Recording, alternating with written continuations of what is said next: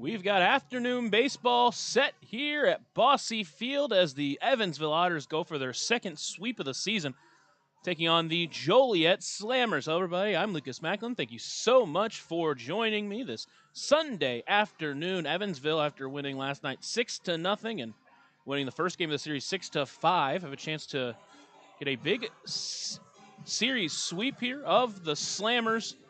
Got an excellent start last night from Braden Scott, a career-high 13 strikeouts and 7 shutout innings. And now they send Parker Brahms to the mound, making the start today. He's on 3 straight starts of going 7+ innings. He's got a quality start in 2 of those 3 outings. Unfortunately, has not earned a win, but he has been excellent on the mound as of late. And he's been excellent with Cohen Wilbanks as his catcher. Well, with Wilbanks, he enters with a 3.5 ERA. He's given up 10 earned runs in 25 2/3 innings, 21 strikeouts to just 7 walks. Brahms, a guy who pitches to contact, pitches to weak contact, and a team like Joliet, who doesn't hit a ton of home runs, doesn't slug a lot, could be in store for a really good Parker Brahms outing. Again, he's gone 3 straight starts, going at least 7 innings. So hopefully he can do that again today and give Evansville a big boost for today's ball game. Last night for Evansville, they scored 6 runs in the first 4 innings, which kind of, well, they've played a lot of the season scoring runs early, but that would be all they needed. Graham Brown and JT Benson both with 3 hit nights last night, both of them in the lineup in the same spot they are today. Dennis Pierce hit a solo shot, his 11th of the season as well, the team leader in average at .295. Logan rounded a 2-hit, 2 RBI game, and he will be hitting in the 4-hole as well. A very similar lineup for Evansville today. The only difference being Cohen Wilbanks in the lineup for where Crix Taveras was hitting last night. Otherwise, it is the same lineup for Evansville. Playoff push time here in the Frontier League. 1 game underway currently at Schaumburg in New Jersey. They're tied up at 6 in the top of the 4th. That's been a surprisingly close series. Schaumburg obviously at the top of the West Division, while New Jersey, another one of the teams that has been eliminated but playing some good ball late in the season. Evansville enters the ball game at 31-52, while Joliet enters at 38-45.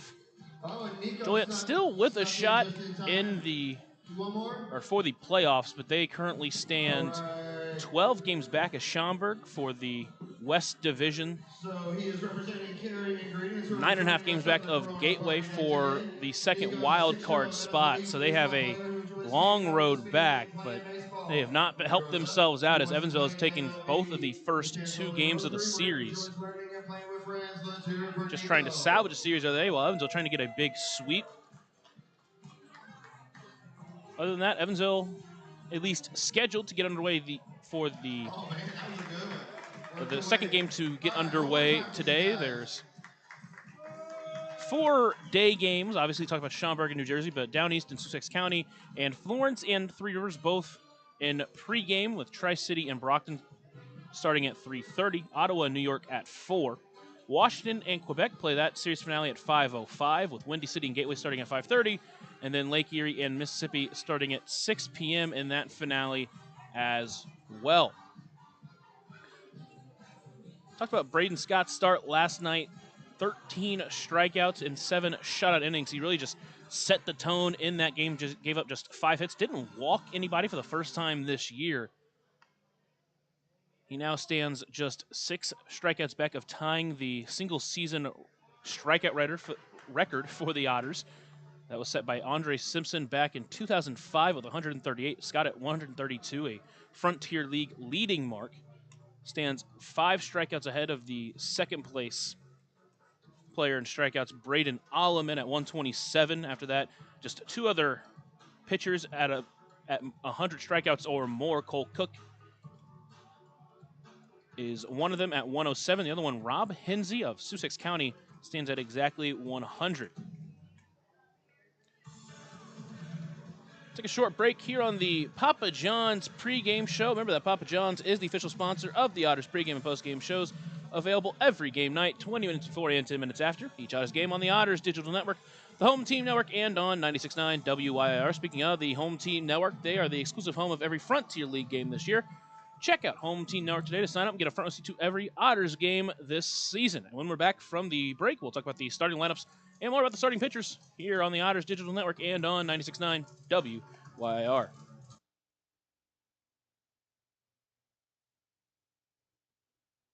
Smile on Down Syndrome is planning a Rockin' Extra Smile Mile celebrating 24 years of walks to support individuals rocking that extra 21st chromosome on Saturday, October 4th at the Vanderburgh County 4-H Fairgrounds. This event will rock your socks off with a vendor mall, food trucks, face painting, special guest appearances, a Rockin' Extra talent show, and more. To learn more about how to rock at the walk or how to become an event sponsor or even to make a donation, visit smileondownsyndrome.org or text 812-449-6049 for more information. This sponsored event is open to the entire tri-state community. Maintaining our independence becomes more and more vital as we age. Swerka and More can help you navigate this important journey by answering your questions and connecting you to free and unbiased community resources and support services. If you are seeking advice for yourself or a loved one, let Swerka be your first call. More information available at swerka.org or by calling 812-464-7800. Join Smile on Down Syndrome for a Rockin' Extra experience at their 24th annual Smile Mile Walk on Saturday, October 4th from 9 to noon at the Vanderburgh County 4-H Fairgrounds. Register to walk or donate by visiting smileondownsyndrome.org and come ready to rock it out for an extra spectacular time. All ages and abilities welcome. Right now in Vanderburgh County, over 800 children are in the child welfare system waiting for someone to be their voice, and you could be that voice by becoming a court-appointed special advocate, a CASA volunteer. Donating just a few hours a month of your time can change a child's life forever. Vanderburgh County CASA invites you to join them. Stand up, speak out, be for the child, be a CASA. For more information, visit vandcasa.com. That's VANDCASA.com. Ballet Indiana is made up of local ballet professionals, dedicated parents, and community members in order to provide unique and life-enriching experiences for hundreds of young dancers, while carrying out their mission to inspire a lifelong appreciation for dance for both our dancers and the Evansville community. More information on Ballet Indiana and information about their upcoming performances is available at balletindiana.org.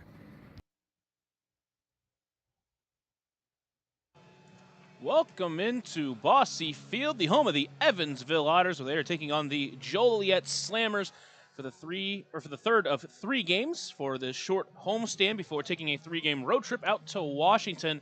Evansville took both of the first two games in this series. Now they look to try to get the sweep after getting an excellent start from their pitcher Braden Scott last night and winning 6-0. Try to take the momentum into today for some afternoon baseball. I'm Lucas Macklin. Thank you so much for joining me this afternoon. And you're listening to the Papa John's pregame show. Remember that Papa John's is the official sponsor of the Otters pregame and postgame shows, available every game night, 20 minutes before and 10 minutes after each Otters game on the Otters Digital Network, the Home Team Network, and on 96.9 WYIR. Mentioned that Evansville with a big 6-0 win last night, where Braden Scott went 7 innings, struck out 13, didn't walk anybody. Don't think we followed that with 2 innings, so struck out 4 in those 2 innings. Kind of just wanted to match what Braden Scott was doing on the night. Tied a team high on the season with 17 strikeouts, and for the second time this year, Evansville did not walk anybody. And again, this Joliet squad, who doesn't walk a lot, only walked 1 batter, did strike out 8, but the starter Ryan Daly gave up 10 hits, 6 earned runs. That would be all Evansville needed to get the victory last night. And then they come into today with Parker Brahms out on the mound. Obviously, Brahms had a rough stretch over the middle part of this season, but he's really found his groove again. As his last time out against Mississippi, he went 7 innings, giving up 3 earned runs. His second quality start in his last 3 games. Gave up 7 hits, walked 2, only struck out 3. But again, a guy who pitches to contact a lot this season. Faces a Joliet squad who doesn't hit the ball hard all the time. They don't slug the ball a lot. They are last in home runs in the Frontier League with just 31.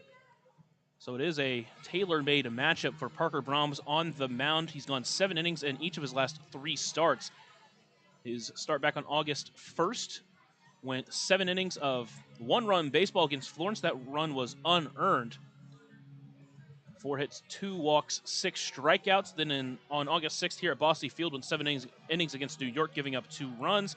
5 hits and 2 walks with 5 strikeouts. And then his last time out against Mississippi, 7 innings pitched, 3 earned runs on 7 hits, 2 walks, and 3 strikeouts. Unfortunately for Brahms, he's just kind of been on the end of some bad luck losses recently. Got a loss in both of his last 2 starts where he gave Evansville a real shot, but unfortunately the offense just couldn't come through. Speaking of offense not coming through, over his last 6 starts, the offense as a whole have scored just 16 runs for him. So they've been, unfortunately, not able to put up as many runs as they have over the last week or so in some of these other games for Parker Brahms, but hopefully that changes tonight. It's Jersey Day here at the ballpark. I got my Alex Bregman 2019 All-Star jersey, and the Otters are wearing their Beersies tonight. They've been on a hot streak since wearing these bad boys, and I want to try to keep that going today. This will be the 2nd straight game they've worn the Beersies, 3rd of the last 4. As they enter on a 4-game winning streak, that ties the longest of the season. They have a chance to break that today and set themselves up the right way, taking up with the 2nd place in the division, Washington Wild Things, looming on the road. With that being said, let's take a look at the starting lineups. First for the Joliet Slammers, they'll be headed by Liam MacArthur, the left fielder in the leadoff spot, batting second, and the second baseman, the switch-hitting Antonio Valdez, batting third, and at first base, Ernie Ordonez, batting fourth, and at shortstop, Braylon Marine, batting fifth and DHing, Blake Berry, batting sixth, and at third base, Ian Batty Paglia, batting seventh, and in right field, Nick Iannatone, batting eighth, and in center field, Chris Davis, and rounding out the lineup, the catcher, Drew Stengren. Starting pitcher for Joliet will be Aiden McAvoy. This will be his 17th appearance, 16th start on the season. In 16 appearances this season, he has pitched to a 4.71 ERA in 78 1/3 innings. He struck out 78, walked 35. The southpaw, his last time out, went 5 2/3, earning the win against Windy City on August 12th, where he gave up 4 runs, just 2 of them earned on 5 hits, 1 walk, and 7 strikeouts. But he has given up at least 2 runs in each of his last 4 starts. Back on July 25th, went 4 1/3, giving up 4 runs against Schaumburg. Against Gateway on July 31st, went 5 innings, giving up 9 runs. Last time out, or second to last time out against Lake Erie, went 5 innings, giving up 3 runs. And as I mentioned, the last start went 5 2/3, giving up 4 runs, just 2 of them earned. He also has a start this year where he gave up 8 runs. None of them were earned after an error extended the inning against Gateway. So a guy that Evansville can definitely get to. They've faced some tough pitching so far this weekend. And even though it took a while against Brett Sanchez, they eventually got to him. Last night got to Ryan Daly really quickly, so hopefully they can get to McAvoy quickly and do what they did the last 2 nights and get some big wins. That lineup that will be facing McAvoy, same lineup from last night with 1 change. Dennis Pierce, the Edward Jones leadoff batter of the game, back in the leadoff spot, batting second, and at second base, Graham Brown. Batting third and in right field, J.T. Benson. Batting fourth and DHing, L.J. Jones. Batting fifth and at first base, Logan Brown. Batting sixth and in left field, Keenan Taylor. Batting seventh, the center fielder, Stephen Paolini. Batting eighth and at shortstop, J.J. Cruz. And rounding out the lineup, the catcher, Cohen Wilbanks. Wilbanks catching for Parker Brahms. Caught form a little bit earlier in the season. So far this year with Cohen Wilbanks, Parker Brahms in 25 2/3 innings has a 3.5 ERA, 21 strikeouts, just 7 walks. He's easily been the best pitcher easily been the best catcher that that he has pitched to, at least when you look at ERA wise. As a whole, Cohen Wilbanks with a 4.54 catcher ERA during his time as the catcher. And hopefully tonight he can help Parker Brahms pitch to essentially what is just a chance to keep Evansville in the ball game. A lot to do for the Papa John's pregame show. Thank you so much for joining me. Now it's time for the starting lineups given by the Zane Claudefelter. I'll give you him here on the Otters Digital Network. Edward Jones lead off batter. The third baseman, number 10, Dennis Pierce. Batting second, the second baseman, number 24, Graham Brown. Batting third, the right fielder, number 9, J.T. Benson. Batting fourth, the designated hitter, number 20, L.J. Jones. Batting fifth, the first baseman, number 28, Logan Brown. Batting sixth, the left fielder, number 12, Keenan Taylor. Batting seventh, the center fielder, number 34, Stephen Paolini. Batting eighth, the shortstop, number 17, J.J. Cruz. Batting ninth and catching, number 23, Noah Wilbanks. Pitching for the Evansville Otters, right-handed pitcher, number 13, Parker Brahms.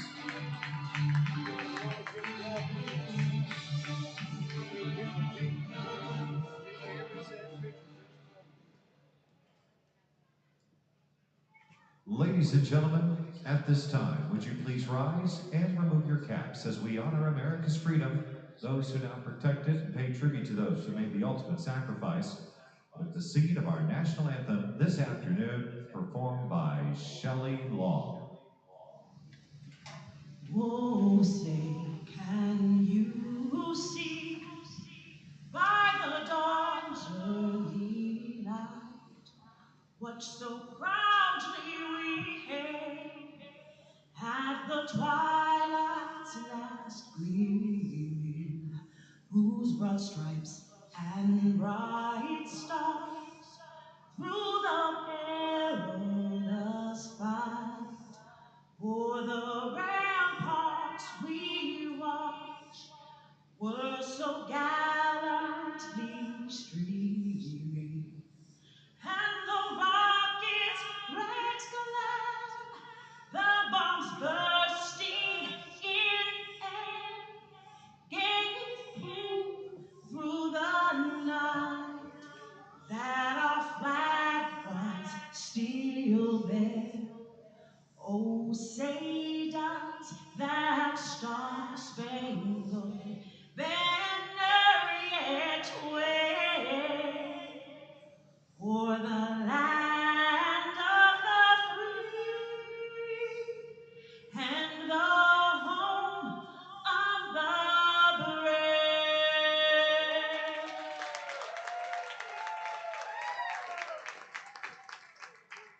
Today's game ball is delivered to you by Papa John's. Better ingredients, better pizza, Papa John's. And here to help me say those legendary words that start every... It's time for baseball here at Bossy Field. Parker Brahms takes the mound behind the plate. Cohen Wilbanks. That pitcher and catcher battery is sponsored by the Answer Auto Repair East. Find your battery needs at the Answer Auto Repair East, located at 2319 North Green River Road, or called 812-475-9000. For the defense for the Otters today, J.J. Cruz and Graham Brown up the middle. At the corners, Dennis Pierce at third and Logan Brown at first. In the outfield, Keenan Taylor, the all-star starter in left. In right field, the all-star J.T. Benson. And in center field, Stephen Paolini. This defense for Evansville has been used quite often, at least some version of it. Obviously, Cruz at shortstop, who's played mostly second this year, but Logan Brown, who's played a great first base when you have Wilbanks catching. He allows Logan Brown to play first. And both of their bats in the lineup have been excellent this season, so it's definitely a good defensive setup for Evansville. Obviously, the new Stephen Paolini has played a great outfield as well. So him in center field with his speed, his tracking ability is always great. JT Benson, of course, has played some excellent right field. Of course, was the starter of that triple play back in the second game, or in the series finale against Mississippi. And Keenan Taylor, the career infielder, has turned himself into an excellent outfielder as well. It'll be Liam MacArthur leading us off today. The lefty in the leadoff spot has proven to be just a tough out each time he's up to the plate. And he'll try to get Joliet started the same way he got them started last night with a single. Brahms sets on the mound, delivers the first pitch, and that one misses high and wide. And we get started at 12:35 on the dot here at Bossy Field. 89 degrees. It says it's cloudy on my phone. A little bit of clouds, but next pitch finds his own, making it 1-1.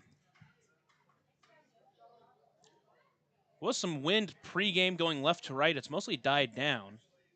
A little bit of wind is going right to left now. 1-1 pitch. Fastball finds the top of the zone, make it 1-2. So Brahms starting on the right foot. Again, this is a matchup for Brahms that really sets in his favor. A guy who pitches to contact. 1-2 pitch on the ground towards third. Pierce a diving stop. Throw to first is going to be in time, and he got him. What a way to start us here at Bosse Field. Dennis Pierce takes away a hit. Guns down MacArthur. And there's one away. Batting second at second base, 12, Antonio Valdez. Now it's Antonio Valdez. He'll step in with one away. Up to the 2-hole in tonight's ball game.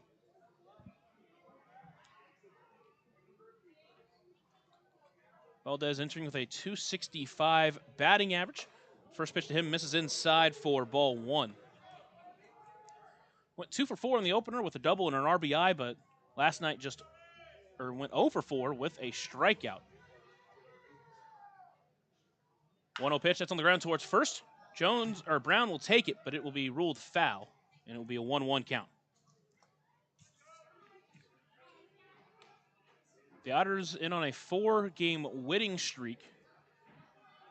After dropping the opener in Mississippi, they won games 2 and 3. Here at Bosse Field, they won the opener 6-5, won last night 6-0. And that one's lined into right center. Paolini over towards it. He'll be able to make it a running grab for out number 2, right where the post is. And it'll be up to Ernie Ordonez with 2 away. Got a pretty good view here of Bosse Field at the park, but it's that right center area where there's just a hole in the way. It's the one part that I struggle to see in it. Feels like at least 2 or 3 times a game, it's hit over in that direction. So 2 away, it's Ernie Ordonez, one of the newest Joliet Slammers. First pitch high and tight. He'll start in front 1-0. After spending this early this season with Sioux Falls and the Gary South Shore Railcats, joined Joliet as the next pitch pulled the string on him. 70 miles per hour, got him out in front, make it 1-1.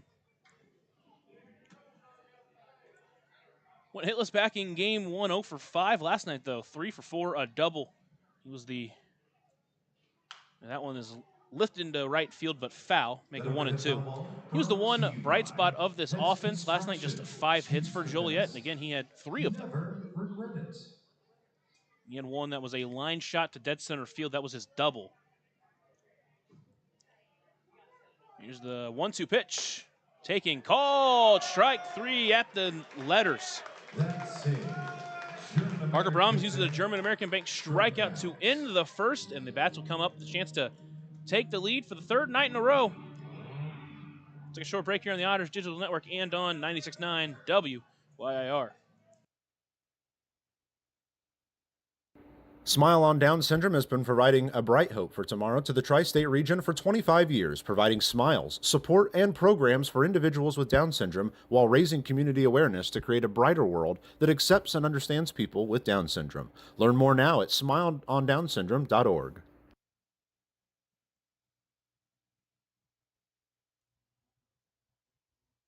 Smile on Down Syndrome is planning a Rockin' Extra Smile Mile celebrating 24 years of walks to support individuals rocking that extra 21st chromosome on Saturday, October 4th at the Vanderburgh County 4-H Fairgrounds. This event will rock your socks off with a vendor mall, food trucks, face painting, special guest appearances, a Rockin' Extra talent show, and more. To learn more about how to rock at the walk or how to become an event sponsor or even to make a donation, visit smileondownsyndrome.org or text 812-449-6049 for more information. This sponsored event is open to the entire tri-state community.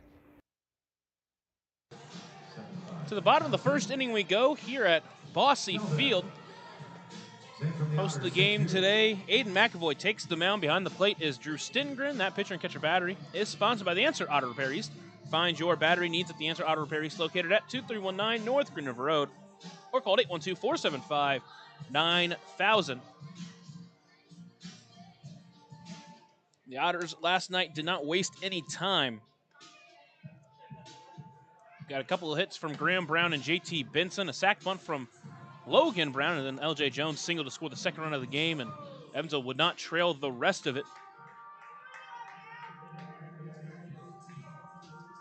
The Edward Jones, leadoff batter, third baseman. It'll be the first time this series that they've faced a southpaw on the mound.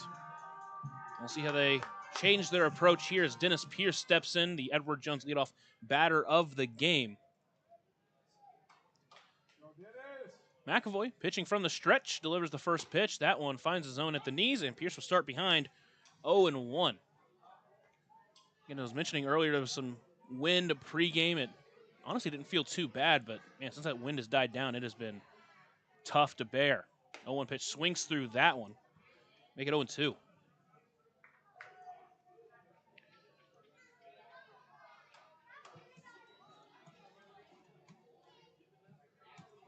McAvoy comes set, ahead 0-2, delivers the pitch. Pierce takes that one high and wide, make it 1-2.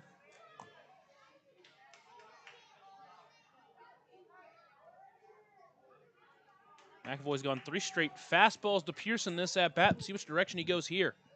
1-2 pitch, try to pull the change up but missed wide, make it 2-2.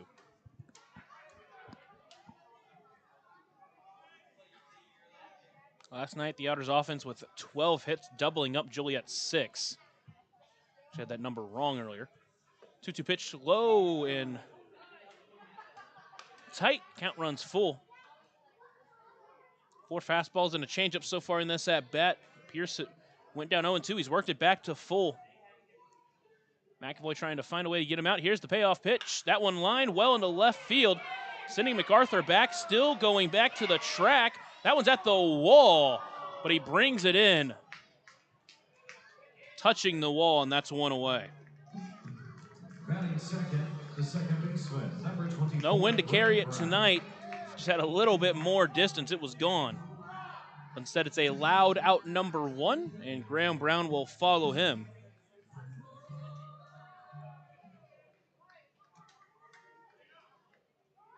Brown last night, 3 hits, couple of runs scored.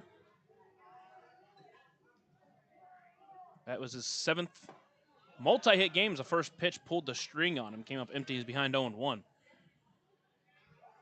So far in this month of August, he's played 14 games. In 7 of them, he's had multiple hits. 0-1 pitch. That one misses low and away. Good take there. Make it 1-1.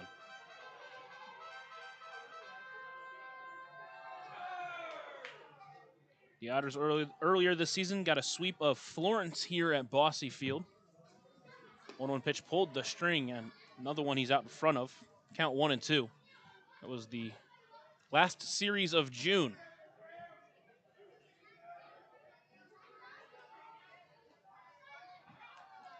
Graham Brown now behind 1-2, takes quick time, now steps back in. McAvoy comes set on the mound. Delivers the 1-2 pitch. Takes that one low. Tried to get the changeup out in front of him, but Brown holds up. Count now 2-2.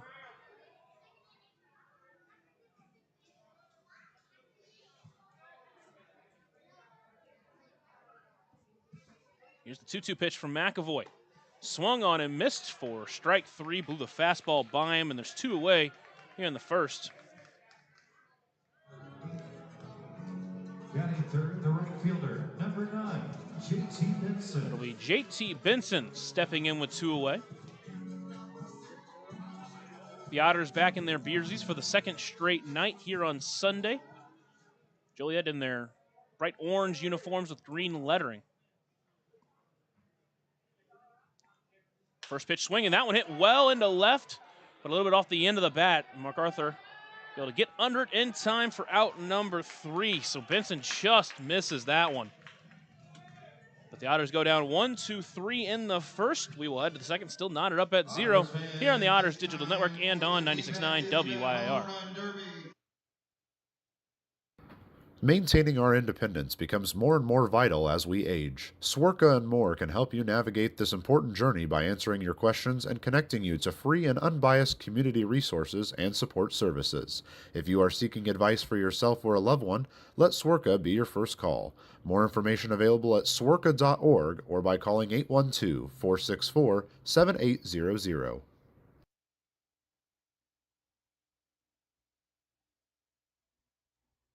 Join Smile on Down Syndrome for a rockin' extra experience at their 24th annual Smile Mile Walk on Saturday, October 4th from 9 to noon at the Vanderburgh County 4-H Fairgrounds. Register to walk or donate by visiting smileondownsyndrome.org and come ready to rock it out for an extra spectacular time. All ages and abilities welcome.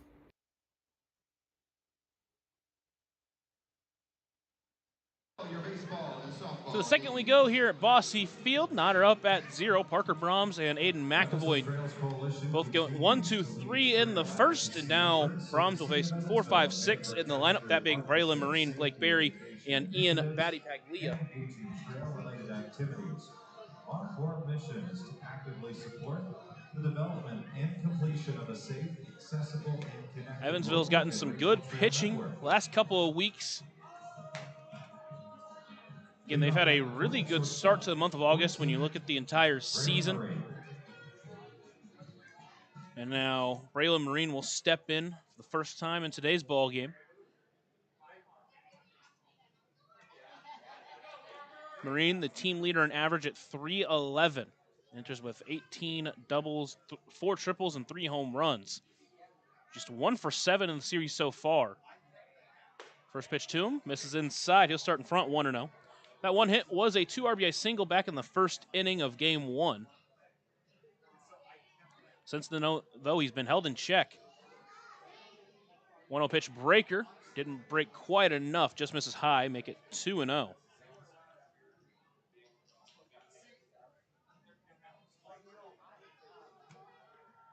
Mentioned that the team's been a much better pitching team in the month of August. Checked his swing. First base umpire today, Gary Glover, says he did go.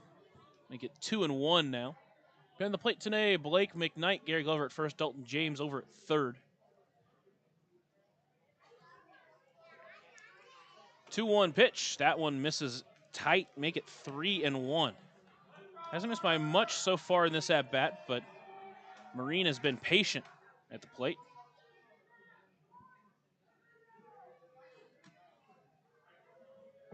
Here's the 3-1 pitch. That one middle finds the zone, and that will make the count full. First batter here of the second inning.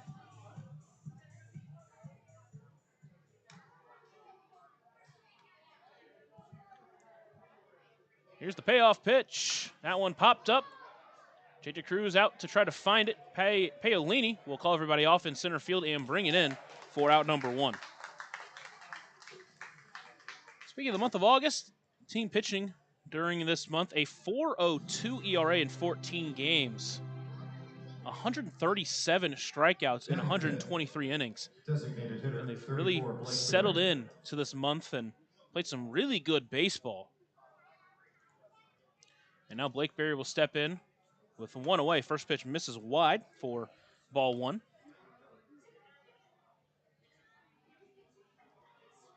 Offensively, a .269 batting average, a .350 OBP, 13 home runs, 24 doubles.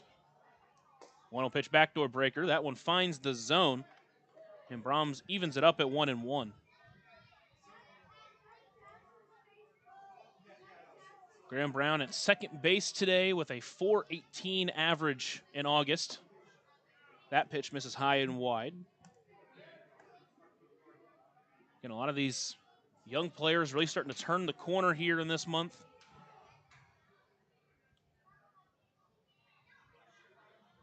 Here's the 2-1 pitch to Berry. Another backdoor breaker, but that one didn't quite break enough. Make it 3-1, the second one of those in this inning. Obviously, we talked about young guys like Graham Brown, JT Benson, Keenan Taylor. Those guys have been with the team obviously all season, but guys like Nolan Thebe really starting to find his groove this month. Garrett Crowley, who just joined the team, is Berry checks his swing there. That one just misses low, and that'll be a 1-out walk for Parker Brahms here in this inning. 18, Ian Battipaglia. That'll bring up Ian Battipaglia. First time this year we've seen him not bat in the 2-hole. Moved down to 6 after last night, really struggling. Then again, it was mostly against Braden Scott. Can't really blame him for that one. Last night went 0 for 4 with 4 strikeouts. Especially on a bunt, but pulls it back as that pitch misses high. So he'll start in front 1-0. As I was saying, Crowley and Phoebe, but also Alex Canny's really started to come on. Wiltie's found his groove. Gunnar Dennis has looked great as that throw over, nothing doing. And the older pitchers, Brahms and Scott. Obviously, Scott's been great all year. Brahms has really found himself this month. 3 straight starts this month. He's gone 7 innings. 1-0 pitch. That one just misses low. 2-0 count now. Brahms has struggled to find the zone a little bit here in the second. Went behind 3-1 on Marine. Eventually got him to fly out. Then I walked to Blake Berry. Now he's behind 2-0 to Batty Paglia. 2-0 pitch. That one's popped up right side. Out on it is Graham Brown. Shallow right field. He will camp under it and bring it in for out number 2.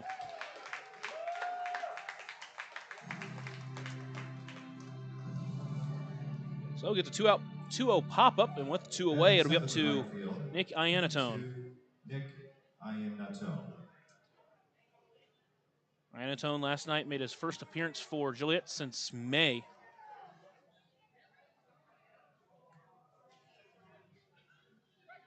Over to first base, nothing doing with Blake Berry over there. Berry this year, just 3 stolen base attempts. He hasn't been caught, but not really a stolen base threat. Last night, Iannatone did get a hit. First pitch misses just low. Count is 1-0.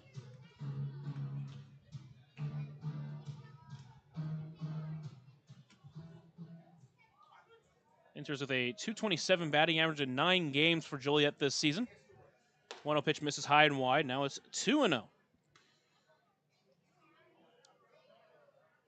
Parker Brahms today, 7 batters, 7 first pitch misses so far. 2-0 pitch, that one grounded up the middle. Graham Brown will take it in a hop. He'll go to first base, and that's in time. That'll do it for the second. Joliet does get a base runner, but do nothing with it. The Otters will head to the bat here in the bottom of the second. Chance to score first here on the Otters Digital Network and on 96.9 WYIR.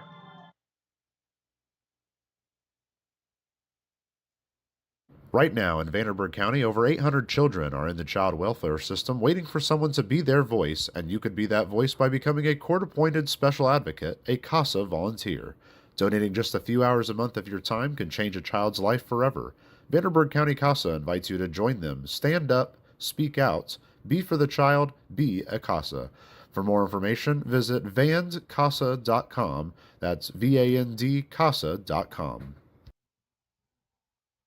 Smile on Down Syndrome is celebrating 25 years of serving smiles to the Tri-States Down Syndrome community. Not only do we offer programming and support services, we sponsor annual events that give people with Down Syndrome opportunities to be stars of the show at our World Down Syndrome Day Ice Cream Social and Talent Show, Christmas dinner, and our Smile Mile, which is a day celebrating our Down syndrome community, their families that involve the entire tri-state community, and the highlight of the year when individuals with Down syndrome really shine like a star among smiling supporters. Learn more and find your way to get involved and show your support at smileondownsyndrome.org.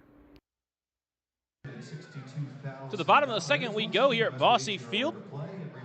The Otters went 1-2-3 in the first, although a couple of hard-hit balls were just missed by Dennis Pierce and JT Benson. It'll be LJ Jones in the 4-hole to lead it off, followed by Logan Brown and Keenan Taylor. And be sure to visit heritageFederal.org. LJ Jones leading off here in this inning last night.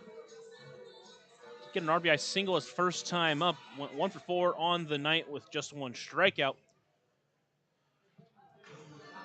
Another one of these guys that has really found some consistency here in the month of August. And he's been in between 277 and a 271 batting average since back on July 27th. First pitch to him misses wide, and he'll start in front 1-0. Stand by for the Ashley Furniture Home Store Best Seat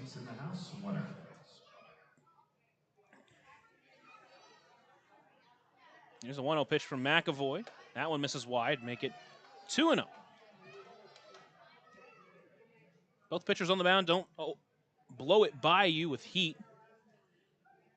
Around mid to high 80s. That's how they work with their off-speed pitches. The 2-0 pitch, that one hit well and deep into left. But another one that's just off the end of the bat as MacArthur will find his way under it in time for out number one. The third fly out to left against McAvoy. Nick Drake, come on down and enjoy the view for the rest of the game with your feet kicked up. Nick Drake is our winner. The Action Furniture Home Store, best seats in the house. Come on down and enjoy the view. For the One away, it'll be rest of Logan the Brown game. stepping in. A couple of hits for him last night. Batting fifth, the first baseman, number 28, Logan Brown. Brown entering with a .280 batting average on the season.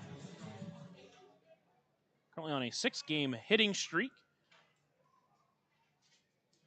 First pitch, front door breaker. That one finds the zone. He'll start behind 0-1. He's also recorded at least 1 RBI in 5 of his last 6 games as well. 0-1 pitch, that one misses wide, evening it up at 1-1. Saw him last night use a sac bunt to score the first run of the game for Evansville.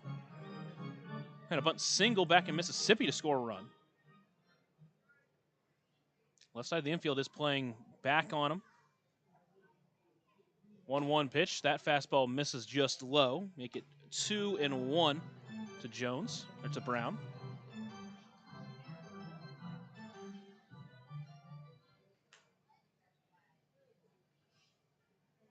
Here's the 2-1 pitch. That on the ground towards first. Ordonez playing on the line, able to snag it up easily, and that will be 2 away. That'll be Keenan Taylor stepping up, trying to extend the second inning. The Otters yet to get a base runner in this ball game. Batting sixth, the left fielder, number 12, Keenan Taylor.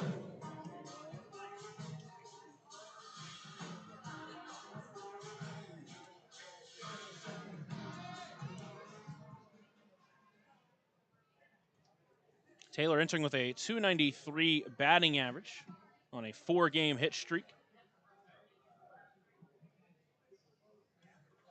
Here's the first pitch to him. That one misses wide. He'll start out in front 1-0.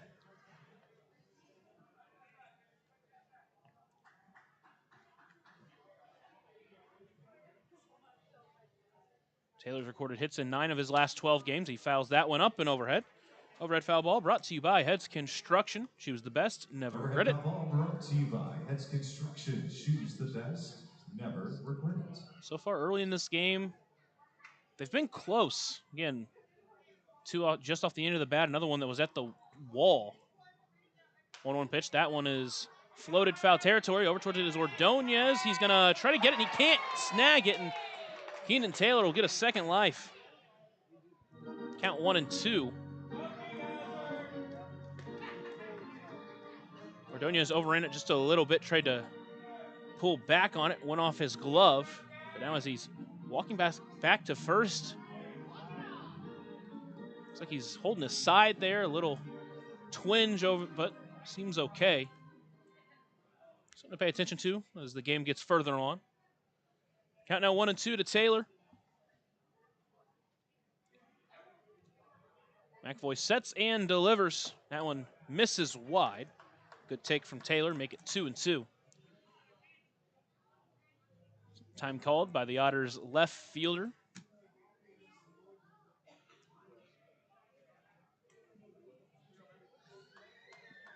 Taylor on the season, 18 doubles, 3 triples, 11 home runs, tied for the team lead with Dennis Pierce and J.J. Cruz. Here's the 2-2 delivery. That one's fouled off. It'll get out of play, and the count will stay 2-2. Brought to you by Heads Construction. Choose the best, never regret it.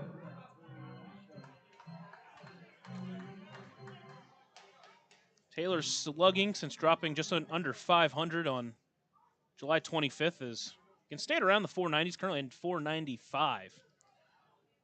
2-2 fouled back. Taylor stays alive. Good at bat here to keep the inning alive. And a hot day here at the ballpark, midday, afternoon baseball.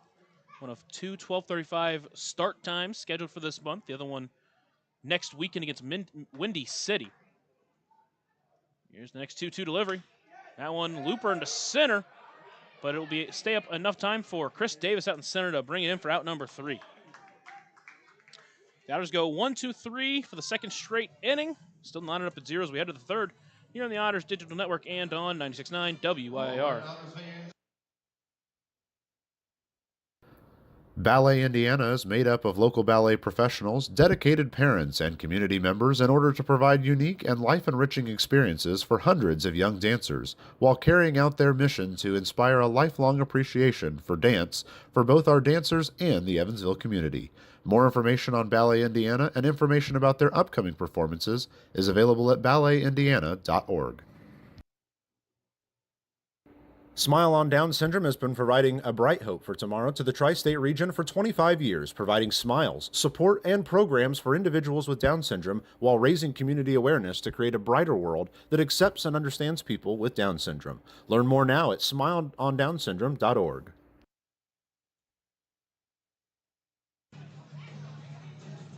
Sunday afternoon at the ballpark into the third inning, still knotted up at 0. Both pitchers have looked really sharp on the mound. Just one base runner between the two. That was a one-out walk from Parker Brahms. Worked through a little bit of control issue in that last inning, but it only gave up that one walk, got some weak contact, and so far through 2 innings, has not given up a run, but also through 2 innings has not thrown a first pitch strike. Not really the way you typically want to start. Not usually how you see Brahms pitch. Usually he's done a good job at getting in front of batters. In that first inning, he threw 3 straight first pitch balls, but in the second pitch to all 3 batters, it did end up in the zone. So it was a little bit different last inning, struggled a little bit, went down 2-0 to the last 2 batters, but forced a couple of weak outs. Now he'll face 8, 9, and 1 in this inning, led off by Chris Davis, son of ESPN sportscaster Reese Davis. First pitch, front backdoor breaker, finds the zone. Count 0-1. Was here at Otters spring training last year.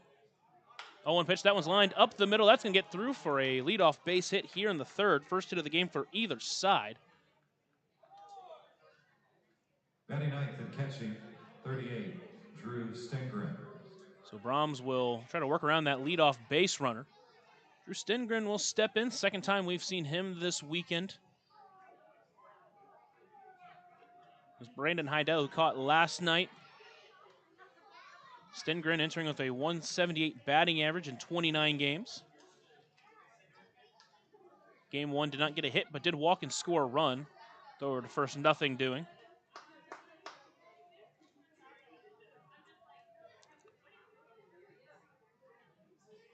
Stengren has also pitched an inning. They scored this inning against Quebec back on May 15th. First pitch finds the zone inside corner. So for the second time this inning, he started in front of a batter, 0-1.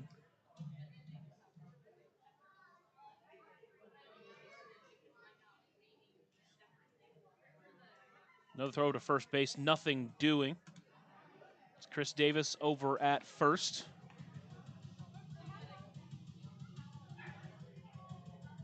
Davis on the season, just 5 for 9 in stolen base attempts. 0-1 pitch, that one's lined to right. That's going to get through for a base hit. Benson will play it quickly and keep Davis at second base. But back-to-back singles, and now Brahms really has to work through some traffic as he gets back to the top of the lineup, Liam MacArthur. MacArthur's first time up, grounded out to Pierce, who made a great diving stop. Corners, specifically Pierce coming in, preparing for the bunt attempt.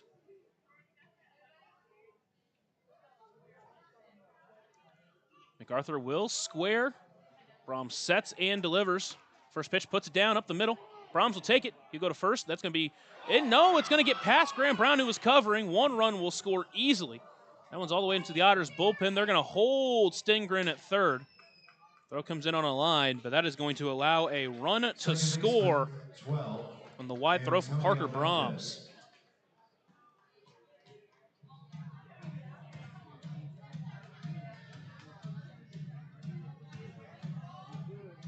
Joliet jumps in front the second time this weekend. There's Hot Dog Man. And Evansville will have to play from behind. Mr. Glizzy.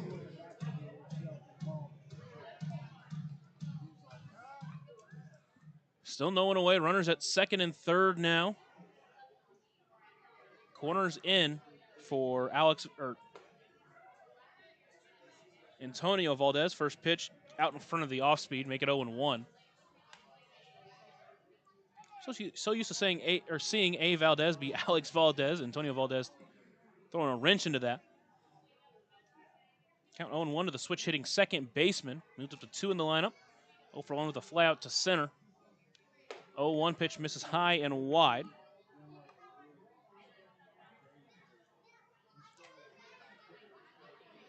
Valdez on the season has played in 83 games, a .265 batting average.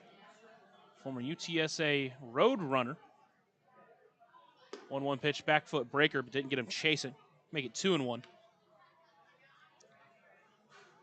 Had an excellent senior season back in 23, his second year as a slammer. He's already played in 3 more games here in mid-August. That one's popped up, shallow center. In on is Paolini. He'll call Cruz off. He'll bring it in for out number 1. They're not going to test his arms. He'll throw it home on a dot. And the Otters get a big out number 1 with runners still at second and third. First baseman, 20, Ernie Ordonez. Brahms trying to work around any more trouble here.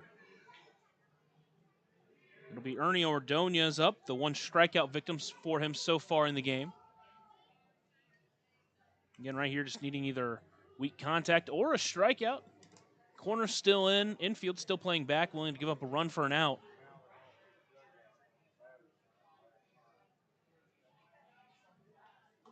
Here's the first pitch to Ordonez. Front door breaker, didn't break enough, make it 1-0.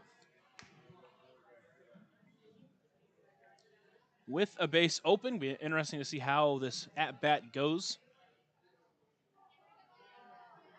Although the best hitter, arguably on this team, waiting on deck. 1-0 pitch on the ground towards first, but foul. So it makes it 1-1.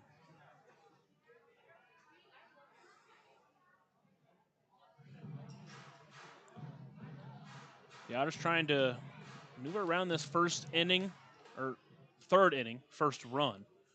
Back in the first inning of game 1, they went down 3-0 early as that pitch misses low and wide, so it's 2-1. Took them a while to come back into it, but eventually they put up 5 runs in the 6th to take the lead. They wouldn't surrender, although it got close at the end. Counts 2-1 to Ordonez. Brahms sets and delivers. Swings through that fastball up and in. Tried to do too much, and now the count's evened up at 2-2.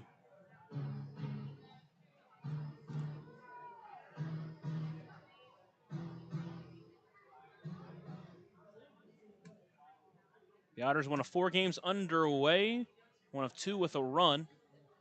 Joliet up 1-0. Schaumburg up 9-6 in the top of the 6th against New Jersey.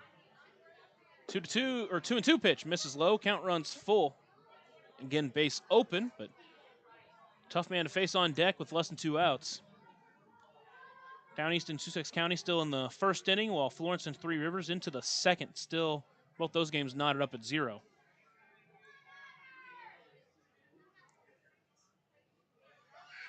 Here's the payoff pitch from Brahms.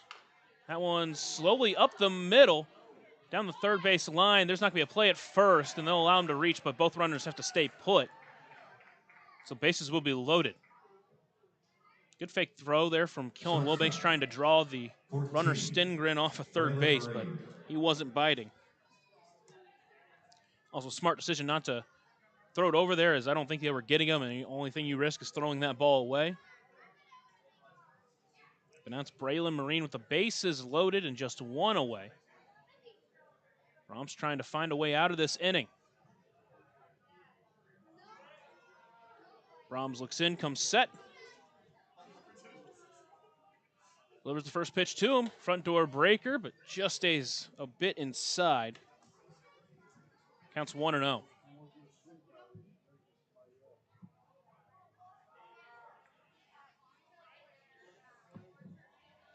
Brahms shakes once, shakes twice, now comes set. Delivers the 1-0 pitch. Marine checked his swing. First base umpire says he didn't go. Make it 2-0. Nowhere to put him now. You got to try to find a way to come after him.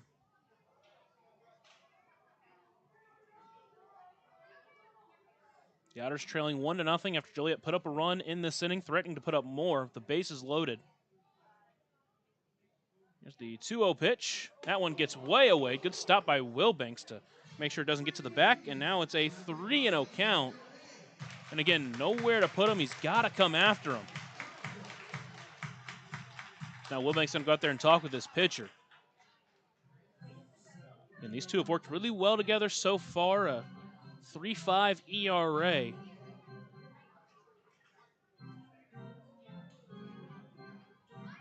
that will end it. Wilbanks will come back to behind the plate, trying to find a way out of this jam without giving up any more runs. The Otters in this one with an error, giving up 3 hits. Joliet's put up 1 run. Evansville still without a hit or even a base runner in the game. Cloud covering the sky here at Bosse Field. Here's the 3-0 pitch. Fastball called, ball 4 on the inside, and that is a walk to score a run. A 4-pitch walk. Bases stay loaded with just 1 away for Blake Berry. And now Max Peterson out there to talk with his pitcher.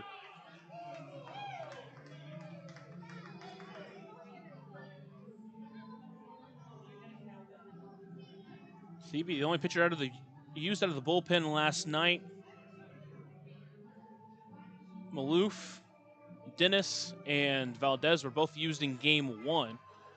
They'd probably all still be available today. So a fairly full bullpen for Evansville available.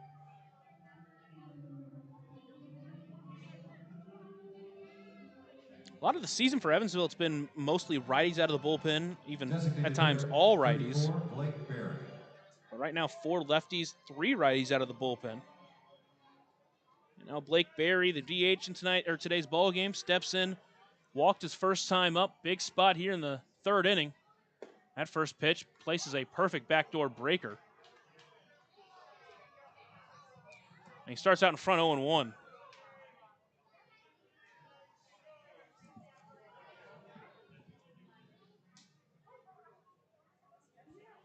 Brahms sets, delivers the 0-1 pitch to Berry.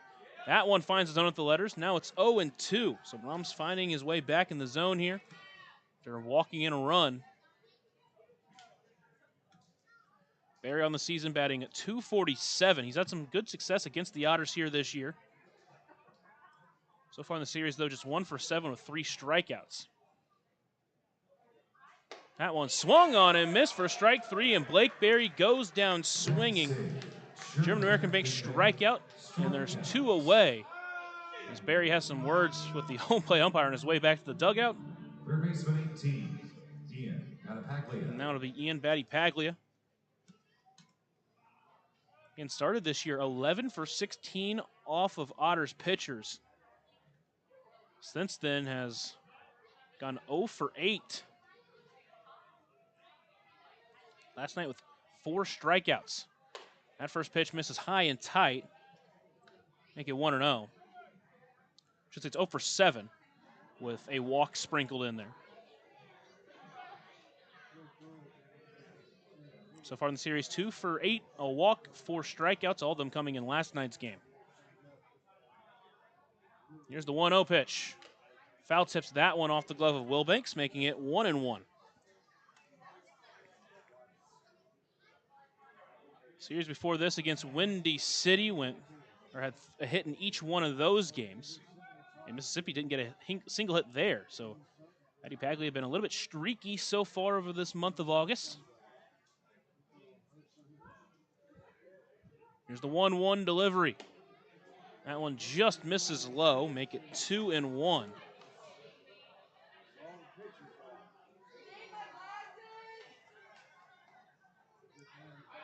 Bases are loaded. There's 2 away here in the third, 2 in already. Brahms trying to avoid a third or more. 2-1 pitch. That one line foul, up and overhead. Overhead foul ball brought to you by Heads Construction. Choose the best. Never regret it. Count 2-2.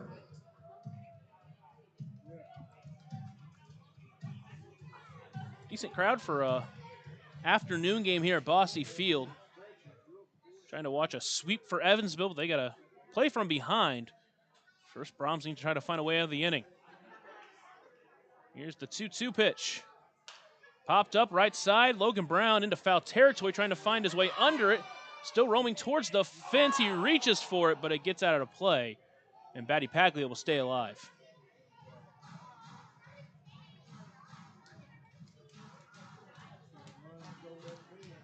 That one was playable for him, but that would have been a tough play with that ball trailing into foul territory.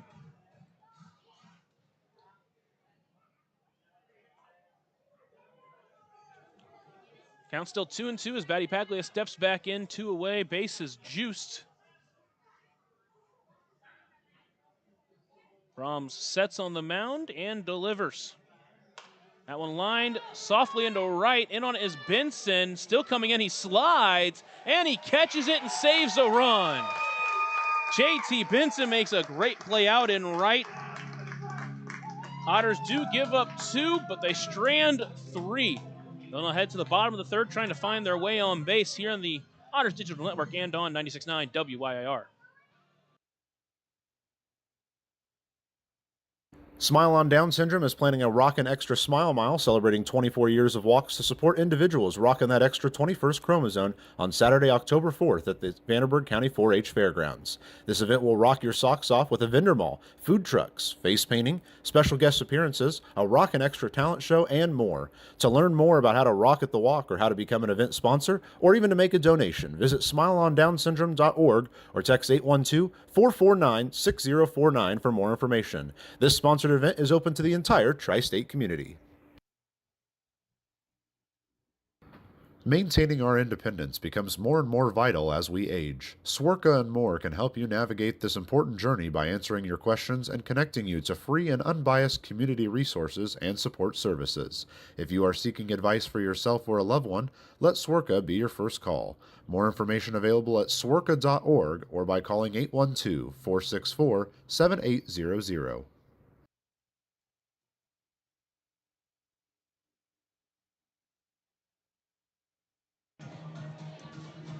Otters now have to play from behind. They trail 2-0 after a couple of runs scored in that third. 7-8-9 up for the Otters, still looking for their first base runner of the game. Stephen Paolini, J.J. Cruz, and Cohen Wilbanks, 3 lefties, to face the southpaw on the mound, Aiden McAvoy.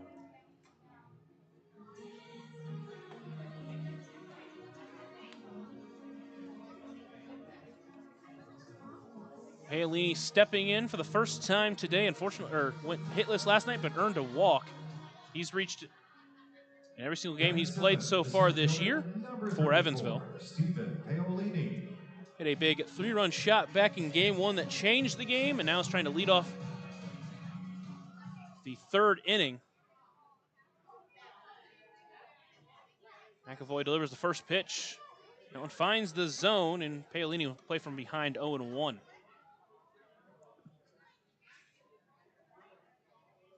Paolini, the former 5th-round draft pick of the Atlanta Braves, awaits the 0-1 pitch. That one misses way outside. Didn't get him chasing on the sweeper, make it 1-1.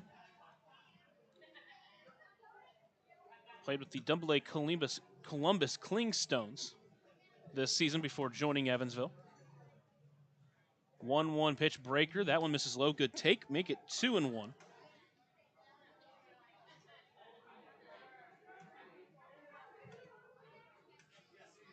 Didn't get a hit against Mississippi, but man, he was all over it, and then clobbered a 3-run shot in game 1 as he swings through that one. Comes up empty, making it 2-2.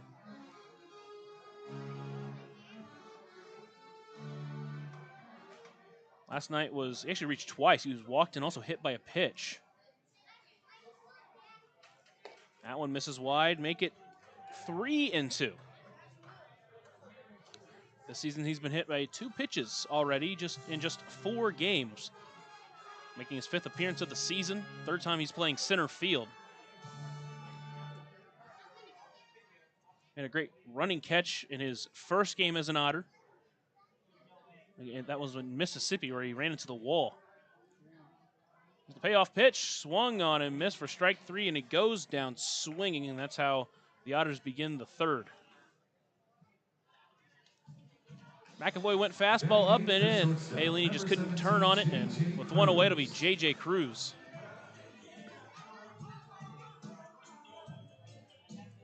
Cruz, one of the 3 Otters with 11 home runs on the season.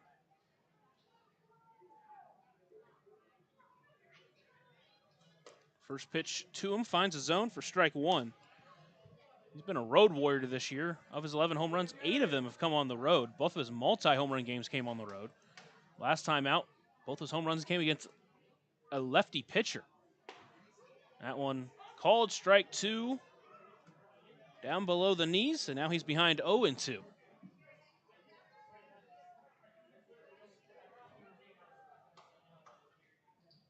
The Otters still searching for their first base runner here in the ball game, trailing 2-0. Holds up on the off speed, making it 1-2.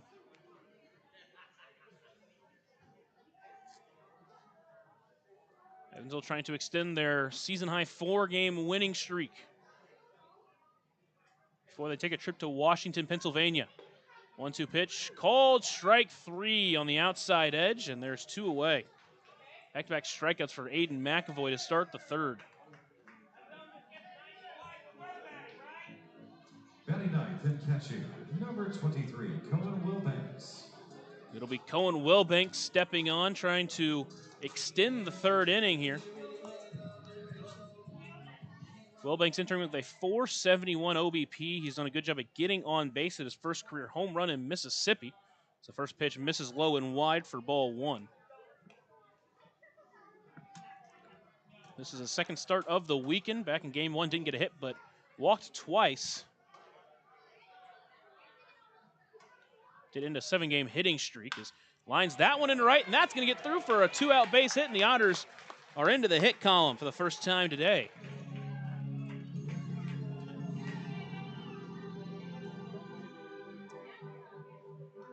Made good contact with that one. A fastball low and in, and now it's the Edward Jones leadoff batter of the game, Dennis Pierce. Pierce's first time up, sent one all the way to the wall. Just a loud out number 1 in the game.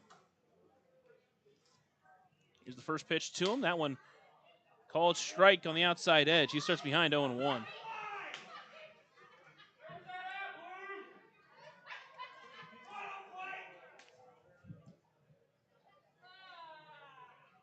Wilbanks leads off first base. Here's the 0-1 pitch. Out on the line, through the hole between short and 3rd, and back-to-back 2-out base hits. And the Otters have put runners at 1st and 2nd with 2 away here in the 3rd. That extends Pierce's on-base streak to 27. Number 24, Graham Brown. And now it'll be Graham Brown stepping in, trying to extend this 2-out rally.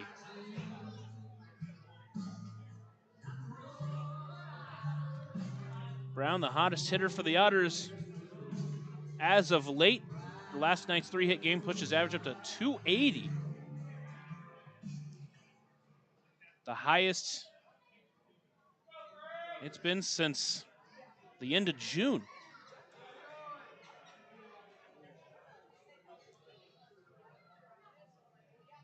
McAvoy looks back at 2nd, delivers the first pitch. Swinging, fly ball into right. It's going to bring Iannatone in, still coming in and out. Going out is Valdez, and he'll bring it on the run for out number 3. So the Otters get a couple of 2-out hits, but strand a couple of runners. They trail by 2 as we head to the 4th here on the Otters Digital Network and on 96.9 WIIR. Join Smile on Down Syndrome for a rockin' extra experience at their 24th annual Smile Mile Walk on Saturday, October 4th from 9 to noon at the Vanderburgh County 4-H Fairgrounds. Register to walk or donate by visiting smileondownsyndrome.org and come ready to rock it out for an extra spectacular time. All ages and abilities welcome. Right now in Vanderburgh County, over 800 children are in the child welfare system waiting for someone to be their voice, and you could be that voice by becoming a court-appointed special advocate, a CASA volunteer. Donating just a few hours a month of your time can change a child's life forever. Vanderburgh County CASA invites you to join them. Stand up, speak out, be for the child, be a CASA. For more information, visit vandcasa.com. That's VAND CASA.com. Smile on Down Syndrome is celebrating 25 years of serving smiles to the Tri-States Down Syndrome community. Not only do we offer programming and support services, we sponsor annual events that give people with Down Syndrome opportunities to be stars of the show at our World Down Syndrome Day Ice Cream Social and Talent Show, Christmas dinner, and our Smile Mile, which is a day celebrating our Down syndrome community, their families that involve the entire tri-state community, and the highlight of the year when individuals with Down syndrome really shine like a star among smiling supporters. Learn more and find your way to get involved and show your support at smileondownsyndrome.org.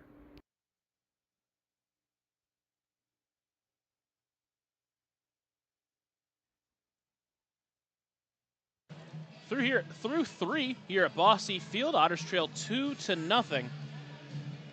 Joliet put up 2 runs in the top of the third. Now Parker Brahms out there trying to rebound himself. That last inning just didn't get started the right way. A couple of hits, an error, throwing error by Brahms allowed a run to score, runners to get to second and third. He got a fly out of Antonio Valdez. A infield single by Ordonez loaded the bases. That walk to Marine scored the second run of the inning, but last couple outs struck out Blake Berry swinging, then got Batty Paglia to fly out. So hopefully he will start this 4th inning and get the Otters bats back up there. They started to find something at the end of that third. Back-to-back hits from Wilbanks and Dennis Pierce. Hopefully they can try to get to him when they get back to the plate, but first Brahms has got to work a 4th inning here.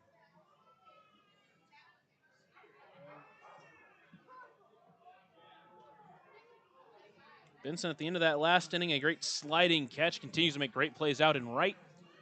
And now Nick Iannatone will lead it off here in the first, or in the third, or for the first one up in the 4th. First pitch to him finds his own on the inside edge for strike 1.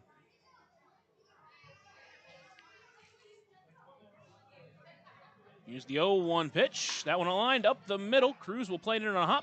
Throw to first is in time, and there's one away. Bit of a wide zone so far for the home plate umpire, Blake McKnight. It's been going both ways. Center fielder, 2, Chris Davis. And with one away, it'll be Chris Davis stepping up. He led off the 3rd inning with a single. Eventually came around to score on the throwing error from Parker Brahms.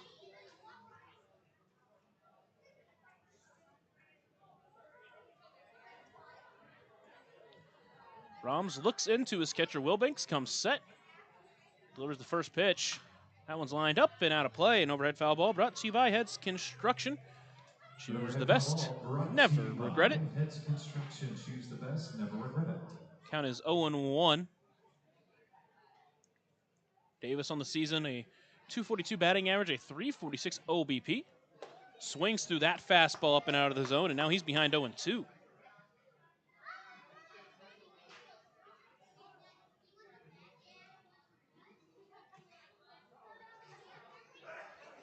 Davis, the former Duke Blue Devil, stepping back into the left-handed batter's box.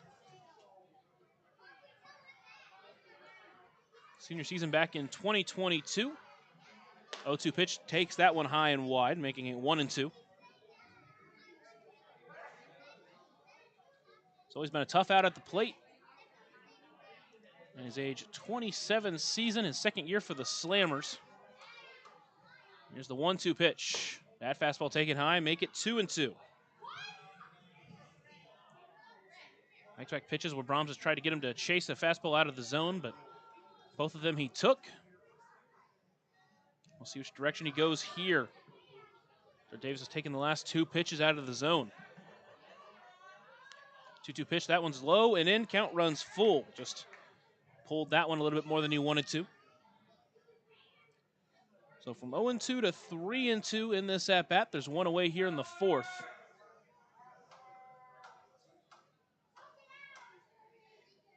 Here's the payoff pitch. Breaker stays high, ball 4. 4 straight pitches missed the zone after starting 0-2. Second time Davis has reached base today, and there is a one-out base runner for the Nine hitters, Drew Stengren. Catcher, 38, Drew Stengren.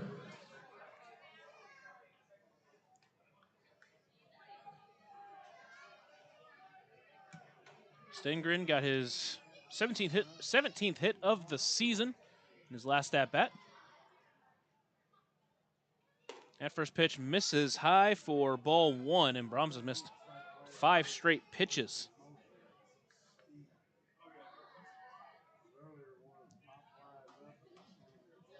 Stengren in his second game of the weekend. Over to first, nothing doing.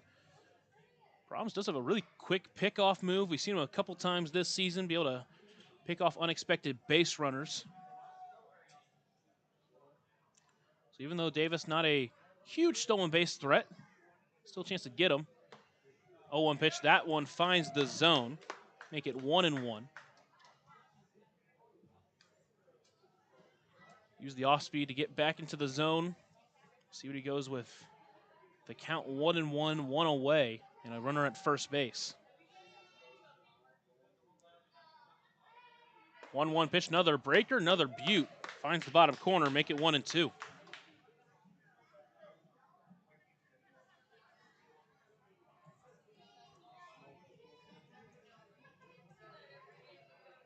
Stengren, the Joliet catcher, standing in the right-handed batter's box, facing the right-handed Brahms. Awaits the 1-2 pitch. Fastball up and in, didn't chase, make it 2-2. Against Davis, had him at 0-2, just couldn't get him a chase, couldn't get that put-away pitch. Trying to find that here against Stengren. Another pickoff to first, nothing doing. Against Stengren, batting 178 coming into the game. Just his 30th game of the season. Here's 2-2 pitch, runner takes off. That one lined into center. Paolini just to move a little bit towards his left. He'll bring it in for out number 2. Davis back in time at first with plenty of time. With 2 away, be back to the top of the lineup in Liam MacArthur. The Hoosier Lottery strikeout batter in left field, 28, Liam MacArthur. MacArthur today 0 for 2, although the second time would have been a sac bunt if the hadn't been thrown away. First time got a hit taken away from him from Dennis Pierce. First pitch, front door breaker, finds his own. Backdoor breaker, I should say. Count 0-1. Interesting, never really thought about that. If you get the sac bunt down, it doesn't count as an at-bat because it's a sacrifice. Runner initially took off, then stumbled. Wilbanks does go down to second, but Davis wasn't going. Count is 1-1, although it was a strike from Wilbanks. He's caught a couple of batters over his last 2 games catching. But yeah, if you sacrifice bunt, it doesn't count as an at-bat, but if you lay down a sacrifice bunt, but you reach on an error, it does count as an at-bat and counts as you getting out. Never really thought about that. Just the 1-1 pitch. That one lined to left center. That one in between both outfielders, but stays up with plenty of time for Keaton Taylor to get under it for out number 3. So the Slammers do get a base runner, but do nothing with him. The Otters will come to bat here, the bottom of the 4th, still trailing by 2 here on the Otters Digital Network and on 96.9 WYIR. Ballet Indiana is made up of local ballet professionals, dedicated parents, and community members in order to provide unique and life-enriching experiences for hundreds of young dancers, while carrying out their mission to inspire a lifelong appreciation for dance for both our dancers and the Evansville community.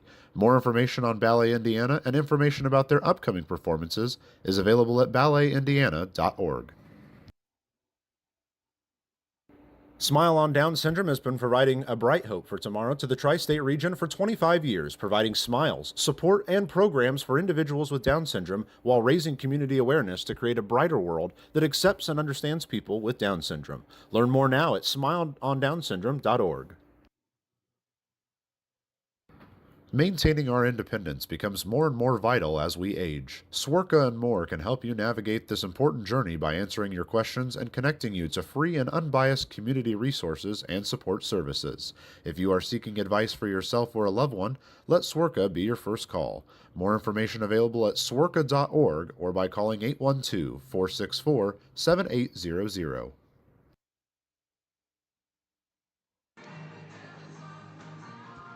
We go to the fourth inning here at Bosse Field. Otters trail 2-0, but after going hitless in the first couple of innings, well, 2-out hits from Wilbanks and Pierce put runners on, put some pressure on McAvoy, so hopefully JT Benson, who leads it off, can follow in their footsteps. It'll be Benson, LJ Jones, and Logan Brown, and Benson and LJ Jones both put good contact on an off-speed pitch over the middle of the plate, but both of them, unfortunately, just a little bit out in front, got it off the end of the bat. So both of them ended up just being loud flyouts. There's Evan the Otter. Make sure you drink plenty of water, Evan. You know.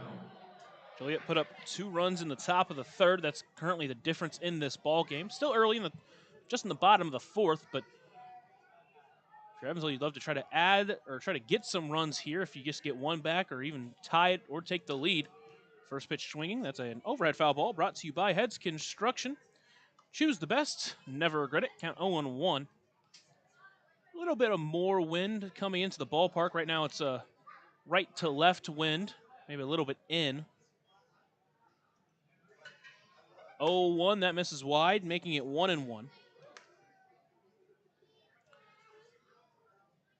Clouds have officially fully covered the field. So we've just passed 1:30 local time. 1-1 backdoor breaker finds the zone as he floats that one in there, making it 1-2. Both these pitchers kind of feel similar in their arsenal and in their speeds. That one's lined into left. That's going to get through for a leadoff base hit for the Otters here in the fourth.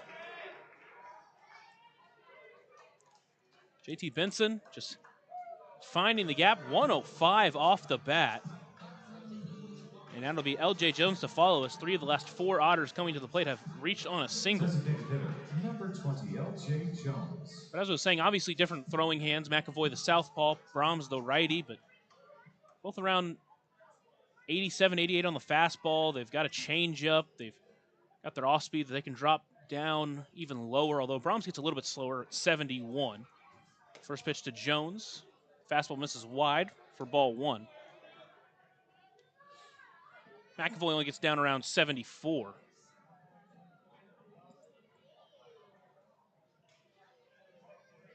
Looks over at first base, does McAvoy. Delivers the 1-0 pitch.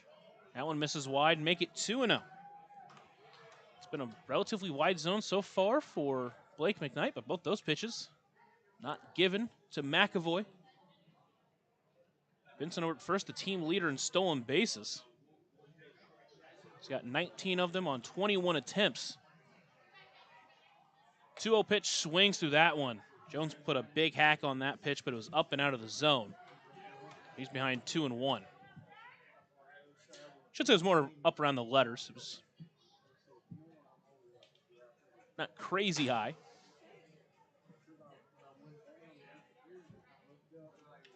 It's 2-1 pitch. Fouls that one off the glove of the catcher Stengren. Another fastball, and now he's behind, or now the count's evened up, I should say, at 2-2. 4 straight fastballs to LJ Jones so far in this at-bat. The speedy Benson leading off first base.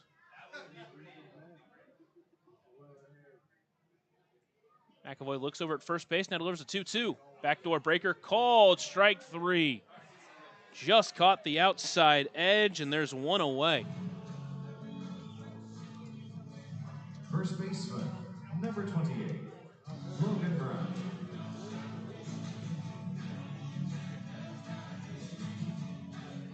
one away. It'll be Logan Brown. Brown grounded out to first, his first time up.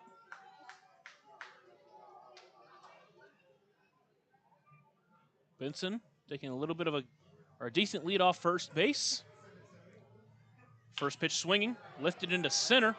It'll bring Davis in, still coming in on it. He dives for it, brings it in for out number 2. That ball was sinking fast, but able to just get under it. And with 2 away, it'll be up to Keenan Taylor, the last hope for the Otters here in the 4th inning. Left fielder, number 12, Keenan Taylor. Taylor flew up to center his first time up.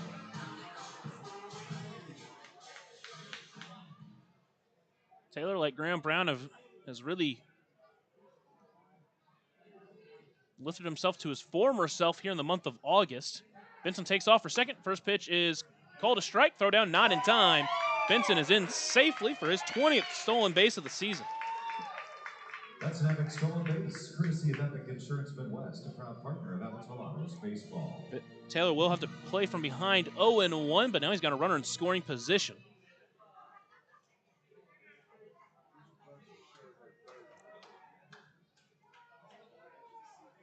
McAvoy looks back at second. The 0-1 pitch, that one a soft chopper to the third baseman. Marine plays it, throw to first is just in time for out number 3. Taylor takes a tumble over at first. That'll do it for the Otters here in the 4th. They get a runner into scoring position, but strand him. That's now 3 base runners they've stranded over the last 2 innings, and they take a 2-0 deficit into the 5th here on the Otters Digital Network and on 96.9 WYIR. Join Smile on Down Syndrome for a rockin' extra experience at their 24th annual Smile Mile Walk on Saturday, October 4th from 9 to noon at the Vanderburgh County 4-H Fairgrounds. Register to walk or donate by visiting smileondownsyndrome.org and come ready to rock it out for an extra spectacular time. All ages and abilities welcome. Right now in Vanderburgh County, over 800 children are in the child welfare system waiting for someone to be their voice, and you could be that voice by becoming a court-appointed special advocate, a CASA volunteer. Donating just a few hours a month of your time can change a child's life forever.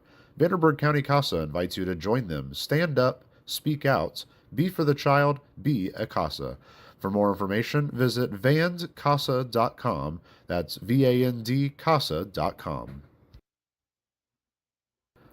Ballet Indiana is made up of local ballet professionals, dedicated parents, and community members in order to provide unique and life-enriching experiences for hundreds of young dancers, while carrying out their mission to inspire a lifelong appreciation for dance for both our dancers and the Evansville community. More information on Ballet Indiana and information about their upcoming performances is available at balletindiana.org.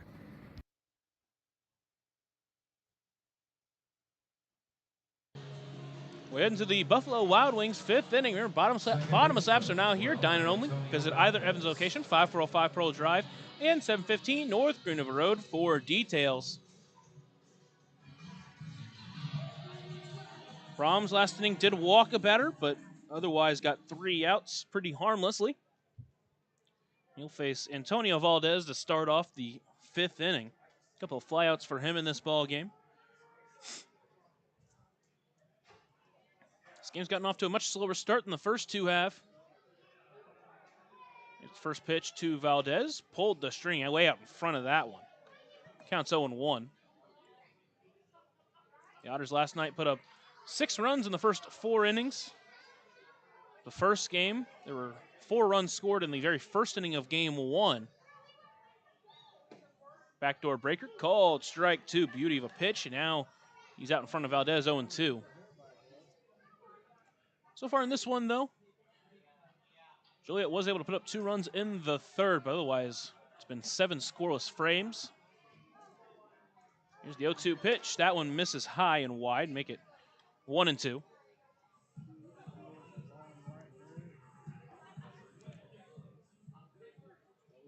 Brahms trying to keep this lead for Joliet at just 2. Here's the 1-2 pitch. That one on line towards short. Cruz will take it in. Throw to first is going to be in time. It was bang, bang, but it's out either way, and there's 1 away.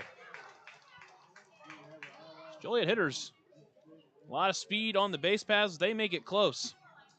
First baseman, 20, Ernie Ordonez. If one away, it'll be Ernie Ordonez. Ordonez singled his last time up. He struck out swinging his first time. His last single was an infield single just down the third baseline. It wasn't even a play for Wilbanks to make. First pitch finds the zone, and Brahms starts ahead of another batter here, 0-1. Again, it's been a lot of weak contact so far. Haven't been too many hard hit balls. Just 3 hits off of him. The 0-1 pitch swung on and missed. Make it 0-2. All 3 of the hits coming in the third inning. Obviously the third one off the bat of Ordonez that didn't even get close to leaving the infield. Here's the 0-2 pitch. Taken just outside. Make it 1-2.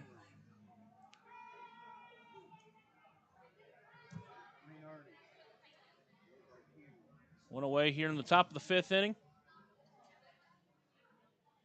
Here's the 1-2 pitch to Ordonez. Fouled back, just made contact with it to stay alive.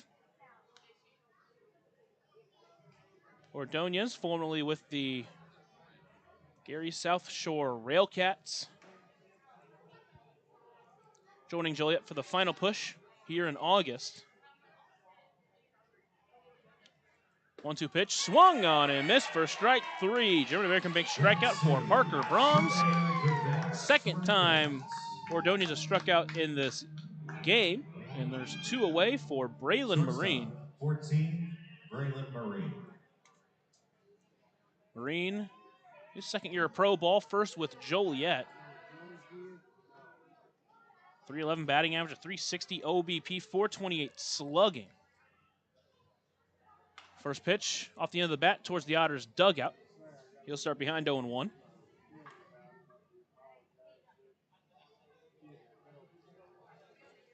Last year played with the YOLO High Wheelers of the Pioneer League before joining Joliet this season. 0-1 pitch up and in, didn't chase it that one, making it 1-1. 24-year-old out of Freeport, New York, playing 5 seasons with the Newberry Wolves.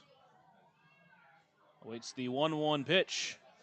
Pulled the string way out in front of it, make it 1-2 now.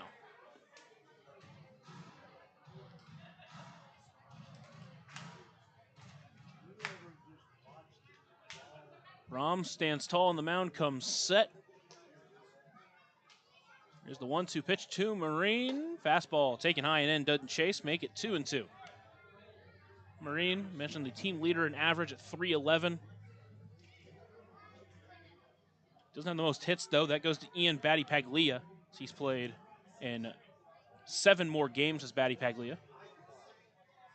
2-2 pitch. That one lined into left field. It's going to send Taylor back. Still going back. It's going to drop and get to the wall. Marine will round first and head to second, and that'll be a 2-out base runner in scoring position for Joliet here in the 5th. Wasn't a bad pitch. Tried to go front door breaker. Marine, though, was ready for it and turned on it. And now Blake Berry will step in with a chance to add some insurance. Just the 4th hit Brahms has given up so far in the game. With Berry stepping up, he's 0 for 1 with a strikeout and a walk. Brahms has used 86 pitches so far as he's an out away, getting through 5.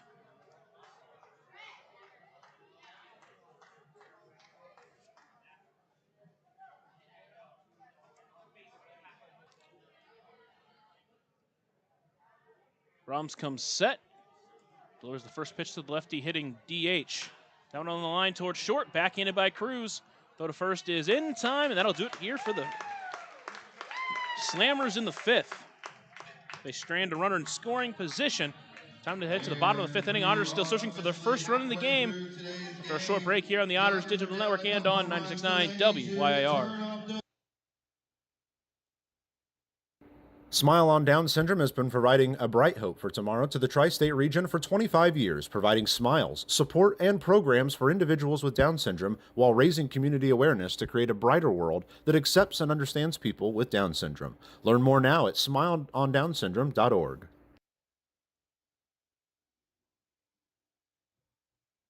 Smile on Down Syndrome is planning a Rockin' Extra Smile Mile celebrating 24 years of walks to support individuals rocking that extra 21st chromosome on Saturday, October 4th at the Vanderburgh County 4-H Fairgrounds. This event will rock your socks off with a vendor mall, food trucks, face painting, special guest appearances, a Rockin' Extra talent show, and more. To learn more about how to rock at the walk or how to become an event sponsor or even to make a donation, visit smileondownsyndrome.org or text 812-449-6049 for more information. This sponsored event is open to the entire tri-state community.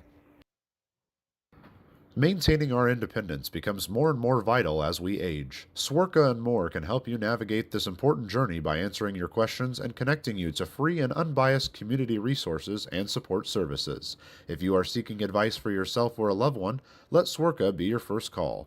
More information available at swerka.org or by calling 812-464-7800.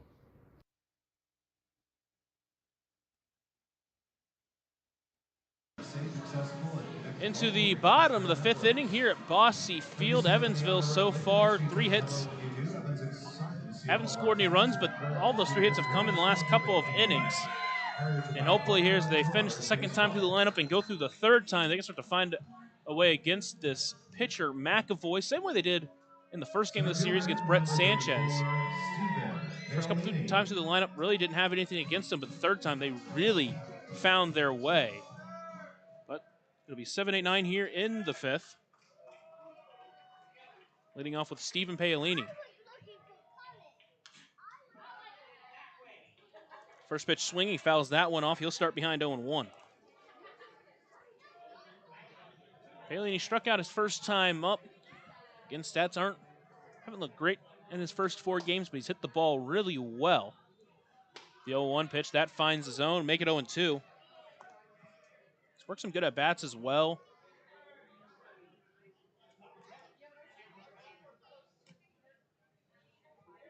Here's the 0-2 pitch. Front door breaker. Didn't break quite enough, make it 1-2. Looks like he kind of slipped that one. The catcher Stingren was set up more on the outside part of the plate. Had to go back for it.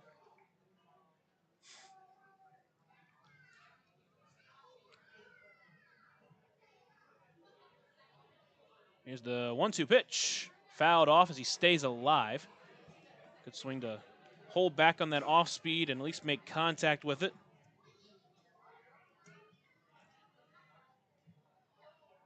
Big 3-run home run back in game 1 of the series. He's shown the power. Shown it multiple at-bats. Hit the ball really hard and 3 or 4 times in Mississippi. Just didn't find the gaps. 1-2 pitch. That misses wide. Make it 2-2. He's drawn 2 walks to 3 strikeouts. He's also been hit by 2 pitches already.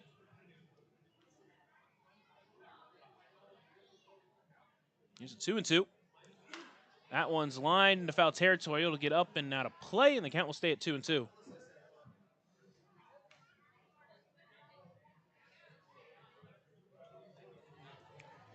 Paolini steps in. Again, another good at-bat here. Just need to try to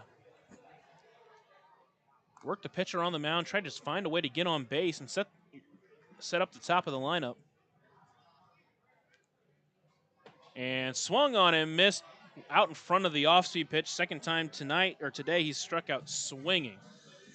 And there's one away for J.J. Cruz. Just 60 pitches so far for McAvoy through 4 1/3. And now J.J. Cruz will step in 0-for-1. He struck out looking. A couple pitches that were close, and that one's lined into right, but right towards Iannatone out and right, and there's 2 away. Can't hit that one much better. That one was 105 off the bat, but an unfortunate out, and with 2 away, it's Cohen Wilbanks. He'll step in for the second time today with 2 outs and no one on. The catcher, number 23, Cohen Wilbanks.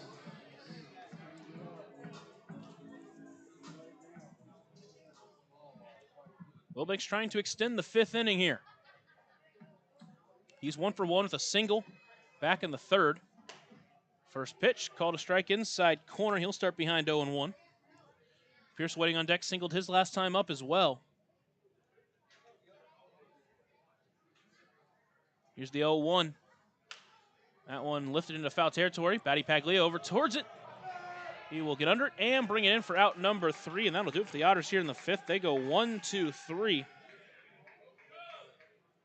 And that'll do it for the Buffalo Wild Wings 5th inning. Remember, the bottomless apps are now here. Dine and only. Visit either Evansville location, 545 Pearl Drive and 715 North Green River Road for details. Take a short break, and when we're back, we'll head to the 6th here on the Otters Digital Network and on 96.9 WYIR.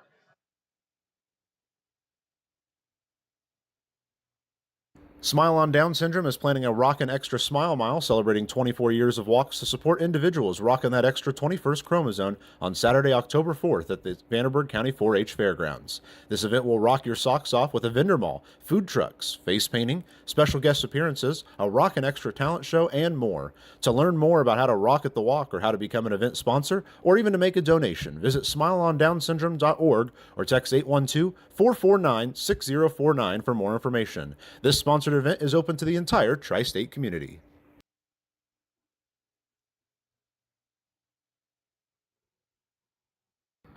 Maintaining our independence becomes more and more vital as we age. Swerka and More can help you navigate this important journey by answering your questions and connecting you to free and unbiased community resources and support services. If you are seeking advice for yourself or a loved one, let Swerka be your first call. More information available at swerka.org or by calling 812-464-7800.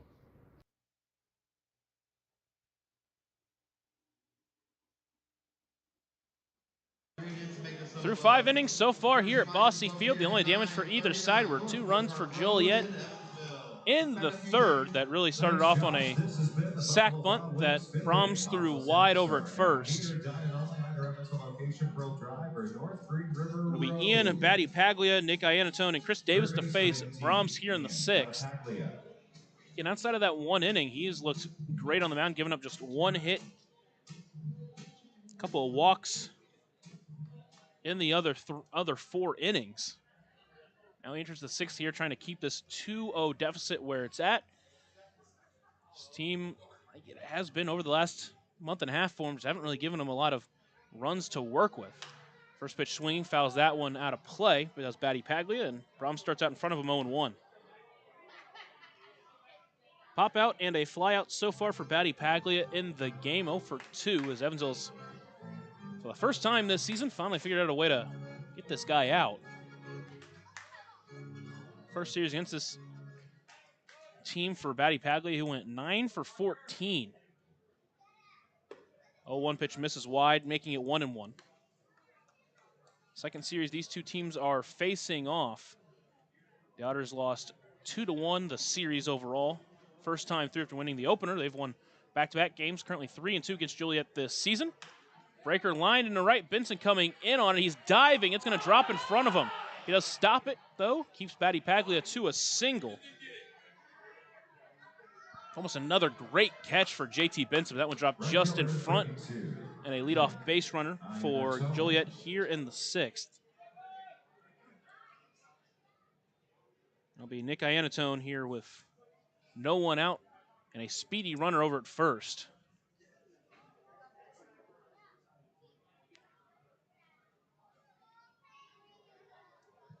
Brahms sets, delivers, first pitch. Finds zone at the knees for strike 1. Couple of groundouts so far in the game for Iannatone. Would love to get him another one here. Batty Paglia, 35 for 39. Throw over to first base, nothing doing. On the season in stolen bases.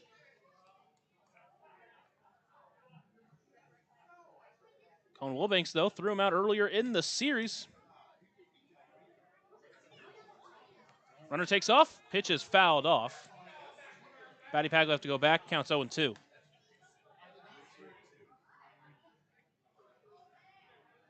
Wilbanks, since coming back as a catcher, has thrown out a couple of runners here this week.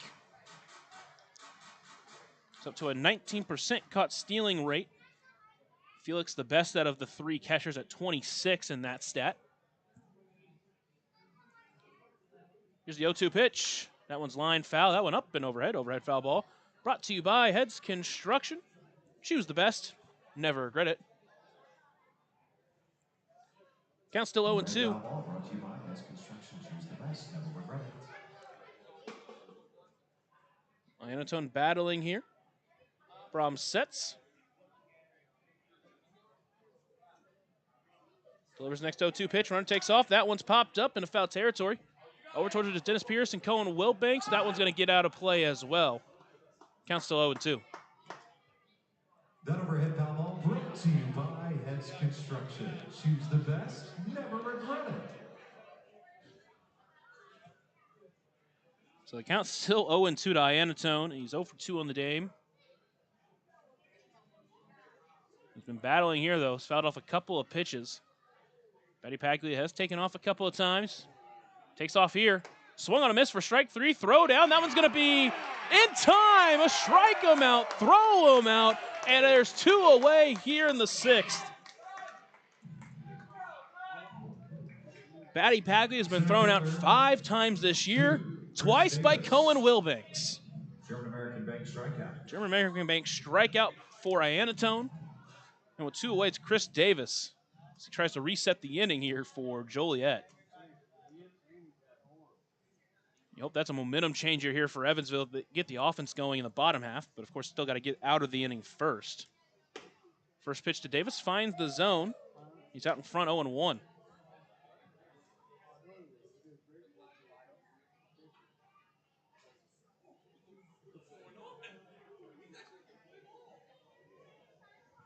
Brahms sets on the mound. Here's the 0-1 pitch. That one misses high. Make it 1-1. Otters trail 2-0 here in the top of the 6th. Just 7 hits between the two teams. 4 for Joliet, 3 for Evansville. The Otters with an error as well. 1-1 pitch. That one's popped up into foul territory. It's going to get out of play. Make it 1-2. That overhead foul ball brought to you by Heads Construction. Choose the best. Never regret it. Count 1-2 for Chris Davis. He's reached both times today, a single and a walk.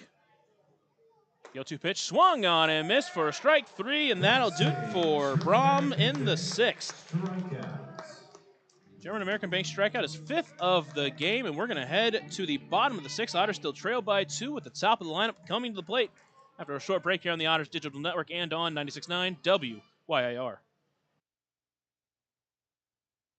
Join Smile on Down Syndrome for a rockin' extra experience at their 24th annual Smile Mile Walk on Saturday, October 4th from 9 to noon at the Vanderburgh County 4-H Fairgrounds. Register to walk or donate by visiting smileondownsyndrome.org and come ready to rock it out for an extra spectacular time. All ages and abilities welcome.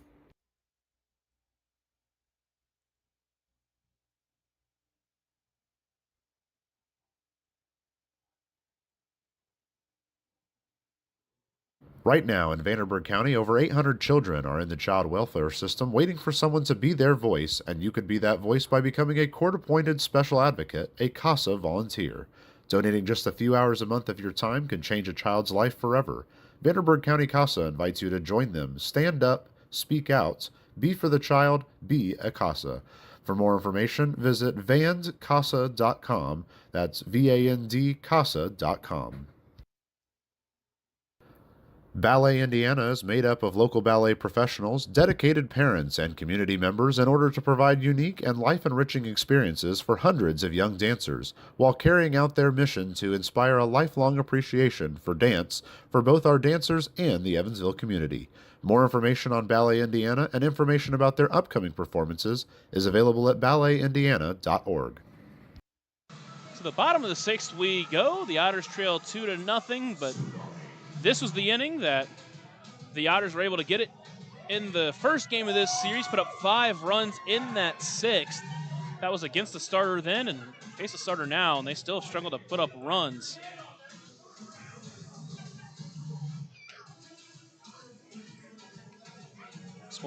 Exploded out of the gate last night with 6 runs in the first 4 innings, but Top of the order to you, In game 1 of the series, again, it took them until the 6th inning to finally figure out the pitcher, and third time through the lineup for them here, and hopefully they can do it in this inning.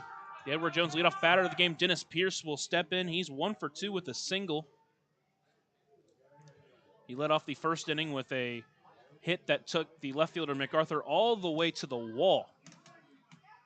McAvoy on the mound comes set, pitching from the stretch, delivers the first pitch.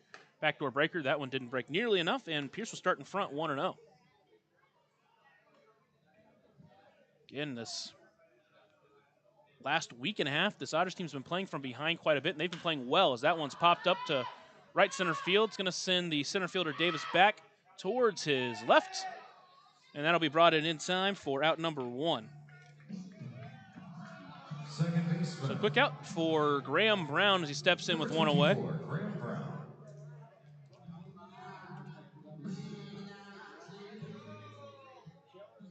Brown, one of 4 Otters with double-digit home runs, the only one that's still stuck at 10. 0 for 2 with a strikeout and a flyout. That first pitch, tried to go back foot, but Brown didn't chase, make it 1-0. Brown, the 3-year Chanticleer with Coastal Carolina before joining Evansville this season. 1-0 pitch, back, try to go backdoor breaker. That one missed way wide, make it 2-0. McAvoy's been relatively efficient so far. Just 66 pitches through 5 1/3. 2-0 pitch, that one's fouled up and overhead foul ball. Brought to you by Heads Construction. Choose the best, never regret it. Count now 2-1.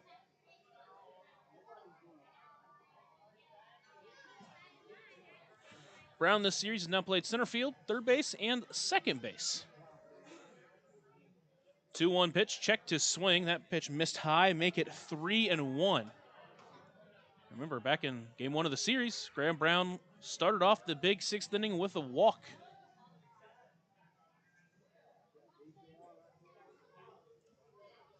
Here's the 3-1 delivery. Misses wide, ball 4. Gets on via Deerhead Sidewalk Cafe and Bar. With 1 away, it's JT Benson. Benson singled his last time up. He's 1 for 2. He's hit the ball well overall tonight. His first time up just missed it by hitting it off the end of the bat out into left.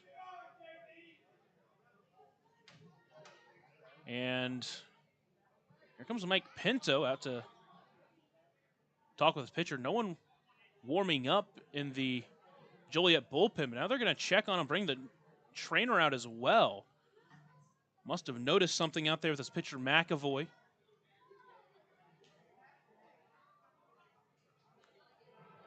Could also just be the heat. Obviously very hot at the ballpark here. Now 90 degrees. Even with the cloud cover, it's still very hot out there.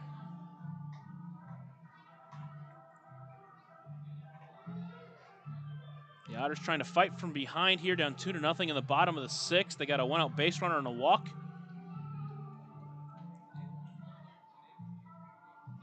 You got the heart of your lineup coming up. JT Benson, LJ Jones, and Logan Brown. And all 3 of these guys have been good in clutch spots this year.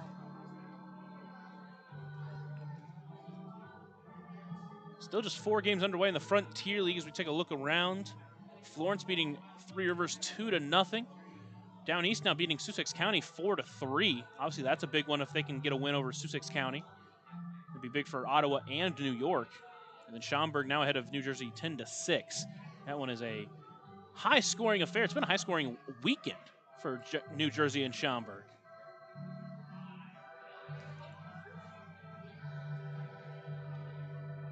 And now JT Benson will step on with 1 out and 1 away. 1 on and 1 away. The bullpen does get up and warm for Joliet. Still have a 2-0 lead, but the Otters trying to cut into that here in the 6th. First pitch to Benson, misses wide for ball 1.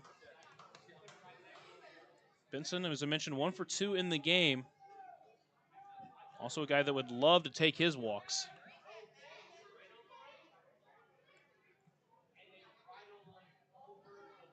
McAvoy looks at first, delivers the 1-0 pitch. That one lined up the middle. Marine will take it in. Toss to second in time for one, throw to first in time. And that will be an inning-ending double play. Hit the ball well up the middle, but unfortunately right to the shortstop. And that will end the Otters' sixth. We're into the final 3 frames in the ballpark. Otters still trail 2-0 after a short break here on the Otters Digital Network and on 96.9 WYAR. Smile on Down Syndrome has been providing a bright hope for tomorrow to the tri-state region for 25 years, providing smiles, support, and programs for individuals with Down syndrome while raising community awareness to create a brighter world that accepts and understands people with Down syndrome. Learn more now at smileondownsyndrome.org. Smile on Down Syndrome is planning a Rockin' Extra Smile Mile celebrating 24 years of walks to support individuals rocking that extra 21st chromosome on Saturday, October 4th at the Vanderburgh County 4-H Fairgrounds. This event will rock your socks off with a vendor mall, food trucks, face painting, special guest appearances, a Rockin' Extra talent show, and more. To learn more about how to rock at the walk or how to become an event sponsor or even to make a donation, visit smileondownsyndrome.org or text 812-449-6049 for more information. This sponsored event is open to the entire tri-state community. Maintaining our independence becomes more and more vital as we age. Swerka and More can help you navigate this important journey by answering your questions and connecting you to free and unbiased community resources and support services. If you are seeking advice for yourself or a loved one, let Swerka be your first call. More information available at swerka.org or by calling 812-464-7800. Economic backgrounds. We head into the 7th inning here at Bosse Field. Parker Brahms out there for another inning of work, and outside of a couple runs in the second, he has been untouched. He's given up just a couple of hits during that time. Last inning gave up a leadoff single, but was taken away on a caught stealing. And just for his 7th inning of work, he has 5 strikeouts in the game, with back-to-back strikeouts to end the 6th. But the Otters, even with his great start on the mound, trail 2-0. So he enters trying to keep this deficit where it's at, like he's held it since the 3rd inning. Wilbanks makes his throw down to first, and we will get underway here in the 6th as the final hitter, the catcher, Drew Stengren, will lead it off here in the 7th. Stengren 0 for 1, I should say 1 for 2, sorry, with a single. He eventually scored on the Braylon Marine walk, and then flew out to center field his 2nd time up.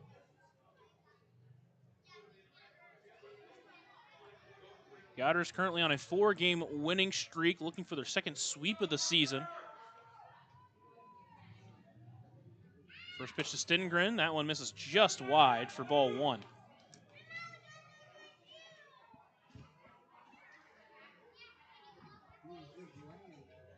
Here's the 1-0 pitch from Brahms.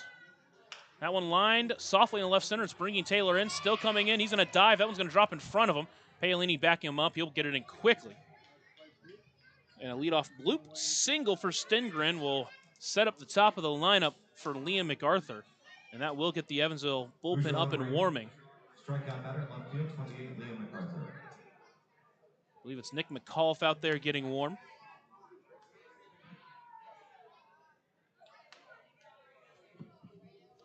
Liam MacArthur today 0 for 3.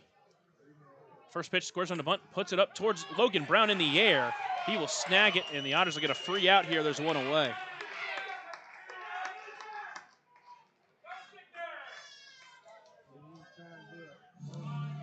So with one out, it's up to Antonio Valdez, runner at first base. It's the risk with a bunt. Even if you try to get a sacrifice, doesn't guarantee it's going to get down, but of course his attempted sacrifice in the 3rd doesn't guarantee the Otters, or the defense, I should say, makes a play. They do there, and with one away, runner still at first base, it's Antonio Valdez. The first pitch to him, that one just misses wide. Starts behind 1-0. Valdez is 0 for 3. A couple of flyouts and a ground out. Again, Brahms has had a really nice day so far. 1-0 pitch, that one taken just low, make it 2-0.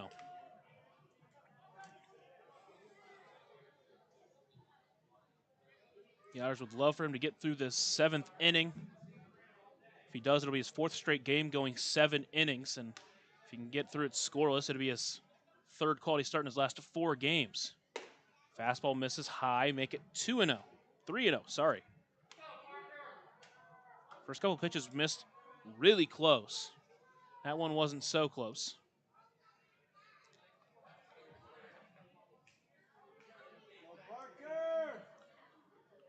Brahms comes set, delivers a 3-0 pitch. That one does find the inside corner for strike 1. Back on the count now at 3-1. Joliet with 5 hits. Otters with 3.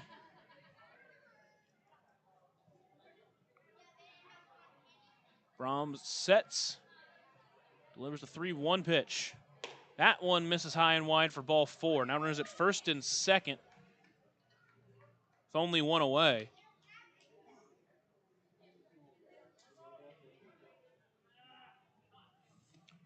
Max Pearson's going to jump out of the dugout. See, just to have a conversation or if he's going to go to his bullpen. Brahms on the game with 107 pitches. The infield comes in, and he will get his pitcher and go to the bullpen. After a break, we'll have Nick McAuliffe take the mound here on the Otters Digital Network and on 96.9 WYAR. Join Smile on Down Syndrome for a rockin' extra experience at their 24th annual Smile Mile Walk on Saturday, October 4th from 9 to noon at the Vanderburgh County 4-H Fairgrounds. Register to walk or donate by visiting smileondownsyndrome.org and come ready to rock it out for an extra spectacular time. All ages and abilities welcome. Right now in Vanderburgh County, over 800 children are in the child welfare system waiting for someone to be their voice, and you could be that voice by becoming a court-appointed special advocate, a CASA volunteer. Donating just a few hours a month of your time can change a child's life forever. Vanderburgh County CASA invites you to join them. Stand up, speak out, be for the child, be a CASA. For more information, visit vandcasa.com. That's V-A-N-D CASA.com.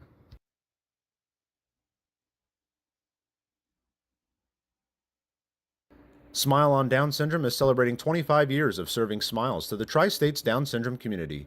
Not only do we offer programming and support services, we sponsor annual events that give people with Down Syndrome opportunities to be stars of the show at our World Down Syndrome Day Ice Cream Social and Talent Show, Christmas dinner, and our Smile Mile, which is a day celebrating our Down syndrome community, their families that involve the entire tri-state community, and the highlight of the year when individuals with Down syndrome really shine like a star among smiling supporters. Learn more and find your way to get involved and show your support at smileondownsyndrome.org.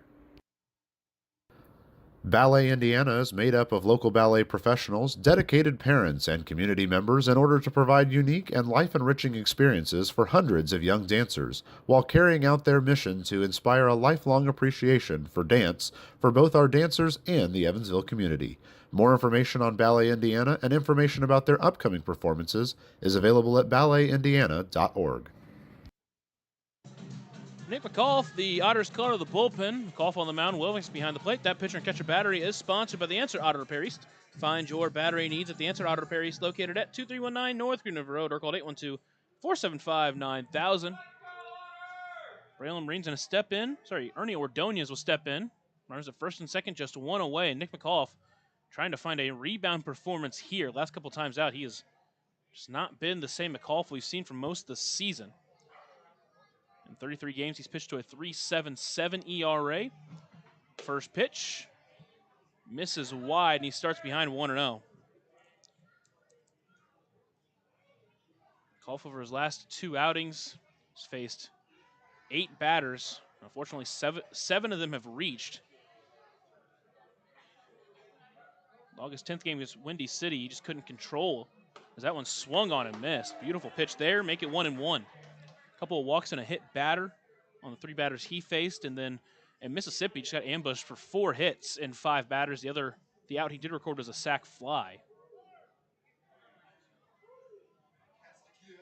Now he steps onto the mound in a tough spot, but he's been good with inherited runners this year. 1-1 pitch, that one's lined to right, hooking towards the foul line. Benson will watch it get out of play, and the count will move to 1-2. couple of saves on the season for McAuliffe. This year he's inherited 12 runners, allowed just 5 of them to score. Came in a spot in Joliet in one of these games, came in with runners at second and third and 1 away, and really should have gotten out of the inning, but a bang call that went against the Otters allowed one of those inherited runners to score. 1-2 pitch up and in, out of the way is Ordonez, make it 2-2.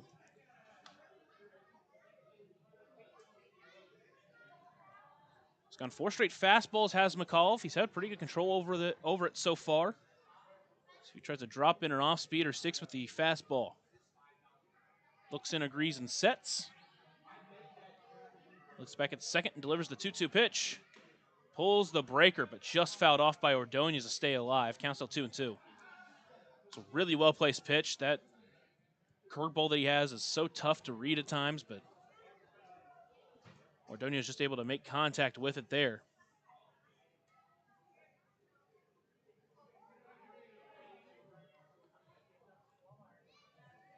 Here's the next 2-2 pitch from McAuliffe. Called strike 3, put the breaker in there perfectly. Caught Ordonez looking. Third German-American Bank strikeout for Ordonez in the game. And there's 2 away for Braylon Marine.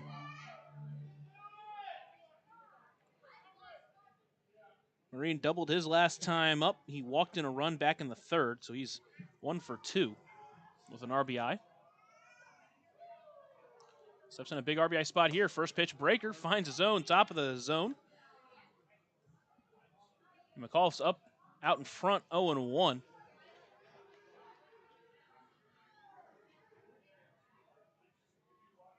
McAuliffe sets and delivers the 0-1 pitch.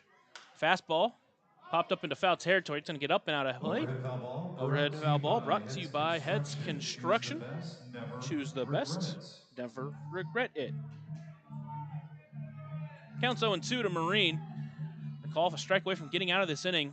Otters trail 2-0 here in the top of the 7th. Haven't really had much luck offensively, but need to stay within striking distance. Here's the 0-2 pitch. Try to break the off-speed pitch in there, but it stayed just a bit high, so the count 1-2.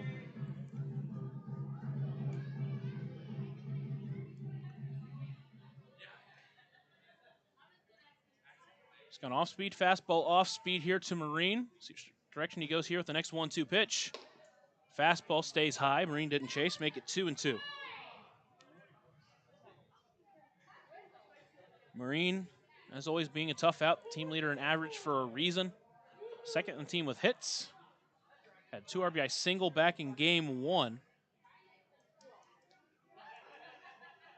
Here's a 2-2 pitch. Breaker called, strike 3 on the outer edge. McAuliffe makes another man go down looking. His second German-American Bank strikeout of the inning to end the inning. And the Otters still trail by 2, but they head to the bottom of the 7th inning. You know what that means. It's time to stretch here at the ballpark. Give you Zane Cloudfelter singing the 7th inning stretch here on the Otters Digital Network. Take me out to the ball game. Take me out to the crowd.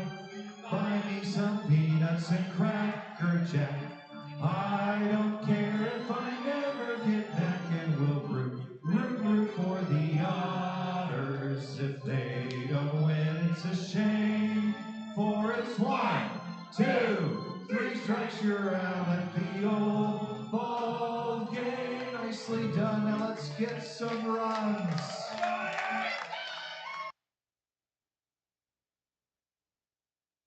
Smile on Down Syndrome has been providing a bright hope for tomorrow to the tri-state region for 25 years, providing smiles, support, and programs for individuals with Down syndrome while raising community awareness to create a brighter world that accepts and understands people with Down syndrome. Learn more now at smileondownsyndrome.org.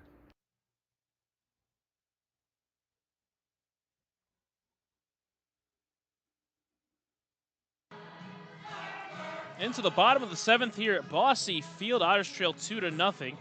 Aiden McAvoy out there for another inning of work. He's pitched 6 scoreless innings. And the Otters still unable to figure him out. They'll have the 4, 5, 6 batters due up in this inning. LJ Jones, Logan Brown, and Keenan Taylor. And again, at this point in the game, you just got to find a way to make him work. He's been extremely efficient on the mound as well. Just went 1, 2, 3 in the 6th. Did give up a walk in that inning, but a double play got him out of it. Designated hitter number 20, L.J. Jones. And L.J. Jones trying to spark this Otters offense. Just 3 hits in the game, 2 of them coming in the 3rd, 1 of them in the 4th. They have earned a walk as well. That was Graham Brown in the last inning, but just 4 base runners. 1 of them was taken away by a double play. And L.J. Jones will step in 0 for 2 in the game so far. First pitch, back foot breaker. Jones doesn't chase, and he'll start in front 1-0. 4 through 8 in the lineup without reaching base so far in this game. But again, 3rd time through the lineup, this is the chance, this is the spot, this is the time you want to attack. Here's the 1-0 pitch. Swinging that one, lifted into right field. That one's that's sinking and will drop in front of Ayanate. And a leadoff base hit for L.J. Jones. His first hit of the game sets up Logan Brown. Brown 0 for 2, a ground out and a fly out.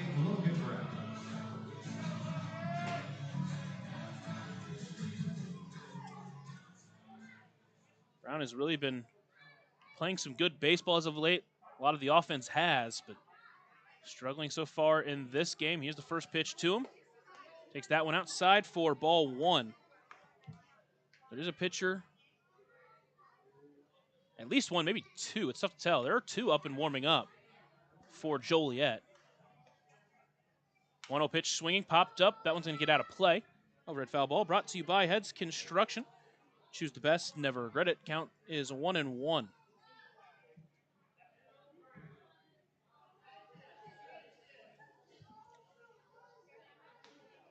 McAvoy sets. Lefty v lefty matchup here. The 1-1 pitch. Front door breaker lifted into right field. That one's hooking, and it's going to go just foul in Sammy's corner. Just missed a double, and the count's 1-2. Turned on a 75-mile-per-hour curveball, middle low of the zone, but just out in front of it a little bit too much, and now he has to fight from behind 1-2.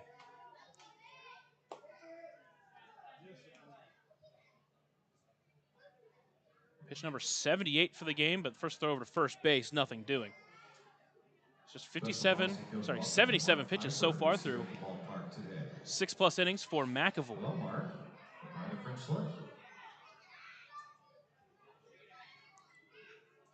Count still 1-2 to the Otters' first baseman. McAvoy sets, looks at first base, delivers the 1-2 pitch. On the ground, past the first baseman and into right field. Back-to-back singles for Evansville, and they've got something going here in the second. Ball gets away, L.J. Jones taking third. So a defensive mistake, and now there are runners at the corners with no one out.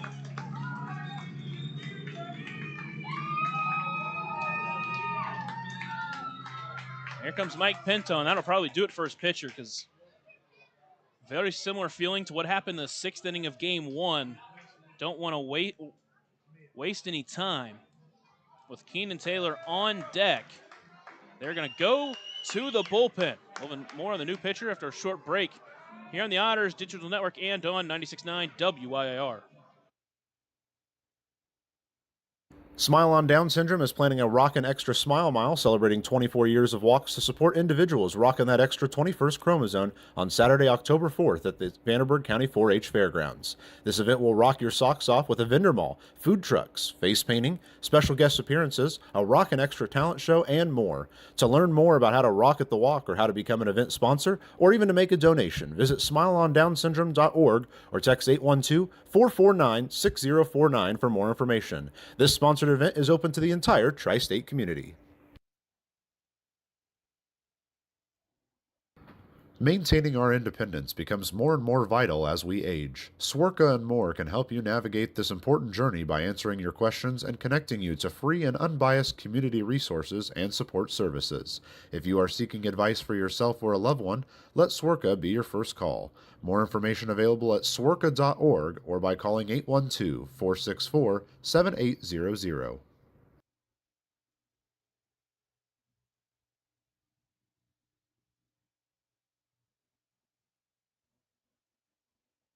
Join Smile on Down Syndrome for a rockin' extra experience at their 24th annual Smile Mile Walk on Saturday, October 4th from 9 to noon at the Vanderburgh County 4-H Fairgrounds. Register to walk or donate by visiting smileondownsyndrome.org and come ready to rock it out for an extra spectacular time. All ages and abilities welcome.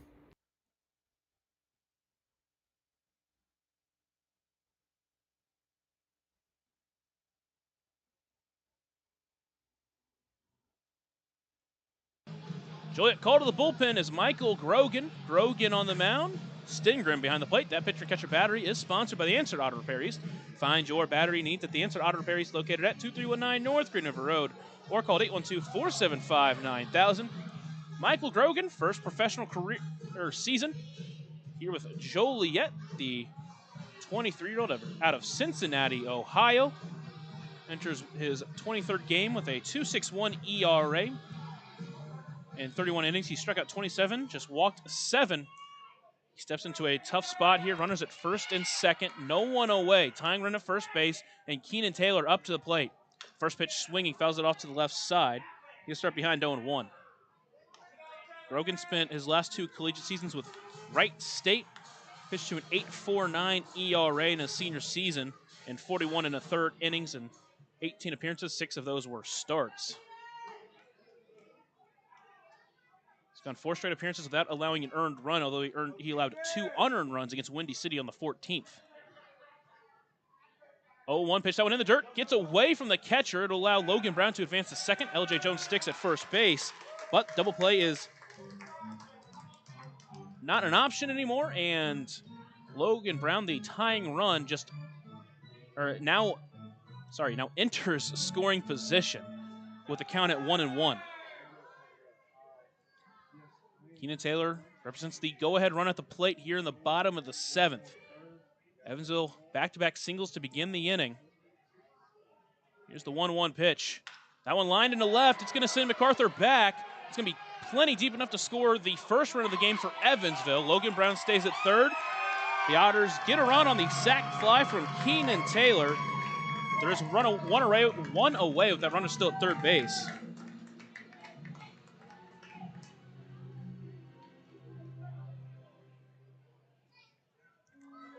And now we'll bring up Stephen Paolini. Stepping in with one away, tying run in scoring position. 0 for 2 in the game with a couple of strikeouts, but first time against a righty here. At the big 3-run home run in the first game of this series. Represents the go-ahead run at the plate. First pitch swinging, lined up the middle. That's going to get through for a base hit. They're going to wave Logan Brown home. There's not going to be a play at the plate, and this game is tied. Stephen Paolini comes through in a big spot again. All knotted up at 2, and we have a brand new ball game.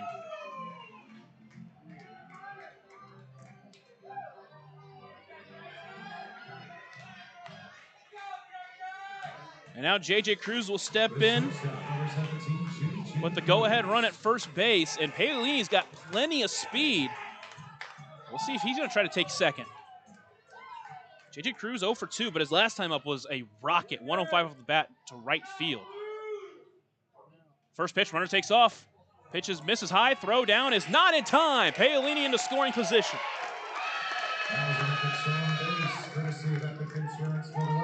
Counts 1-0 to Cruz.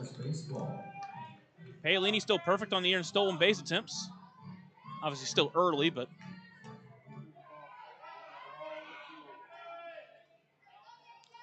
count 1-0 to Cruz, now runner in scoring position. That one lined up the middle. It's going to be stopped by Marine. Throw to first is going to be in time for out number 2. Paolini does advance to third base, but still probably going to need a hit or a mistake here from Joliet to allow that run to score, but it brings up Cohen Wilbanks. He's got a hit in this game already. He's 1 for 2. By the way, that one off J.J. Cruz's bat at 99 miles per hour. First pitch. Backdoor breaker finds the zone, and Wilbanks will start behind 0-1. The Otters have already tied it here in the 7th. The go-ahead run just 90 feet away. But again, they need a hit or a mistake here to drive them home. 0-1 pitch, back foot breaker. Wilbank's trying to say it hit him.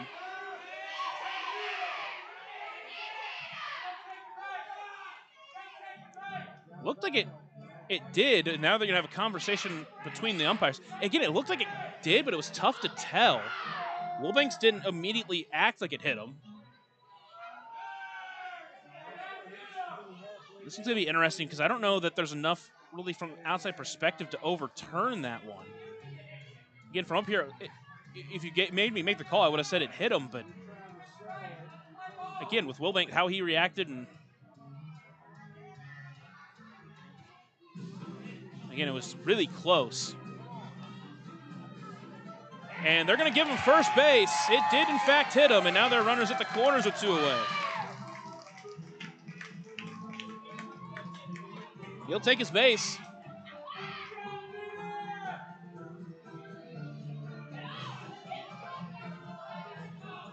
And now here comes Mike Pinto upset with that call, and obviously the situation's still the same. Still need a hit to take the lead, but as much or as good of a hitter as Cone Wilbanks is and as good as he is at reaching base, Dennis Pierce has been a very dangerous hitter all year, and he comes up in a big spot. There comes Pinto. Looks like he's going to go out to his pitcher, and we'll see if they make the change to the other reliever that's up there and warm. And they will. They're going to go to their bullpen for the second time in this inning. After a short break, we'll tell you who it is here on the Otters Digital Network and on 96.9 WYIR. Right now in Vanderburgh County, over 800 children are in the child welfare system waiting for someone to be their voice, and you could be that voice by becoming a court-appointed special advocate, a CASA volunteer. Donating just a few hours a month of your time can change a child's life forever. Vanderburgh County CASA invites you to join them. Stand up, speak out, be for the child, be a CASA. For more information, visit vandcasa.com. That's VAND-CASA.com. Smile on Down Syndrome is celebrating 25 years of serving smiles to the Tri-States Down Syndrome community. Not only do we offer programming and support services, we sponsor annual events that give people with Down Syndrome opportunities to be stars of the show at our World Down Syndrome Day Ice Cream Social and Talent Show, Christmas dinner, and our Smile Mile, which is a day celebrating our Down syndrome community, their families that involve the entire tri-state community, and the highlight of the year when individuals with Down syndrome really shine like a star among smiling supporters. Learn more and find your way to get involved and show your support at smileondownsyndrome.org. Ballet Indiana is made up of local ballet professionals, dedicated parents, and community members in order to provide unique and life-enriching experiences for hundreds of young dancers, while carrying out their mission to inspire a lifelong appreciation for dance for both our dancers and the Evansville community. More information on Ballet Indiana and information about their upcoming performances is available at balletindiana.org. Joliet call to the bullpen is Andrew Guardino. Guardino on the mound. Behind the plate is Drew Stengren. That call to the bullpen is brought to you by the Answer Auto Repair East. Find your battery needs at the Answer Auto Repair East, located at 2319 North Green River Road, or call 812-475-9000. Guardino in his second professional outing. Both of them have come this weekend against Evansville. Steps in, 2 away, go-ahead run just 90 feet away. And he faces the always dangerous Dennis Pierce, who's 1 for 3 in this ball game. Guardino in his first outing against this squad, though, pitched a scoreless inning, did walk 1 and struck out 1. Works from the stretch, delivers the first pitch.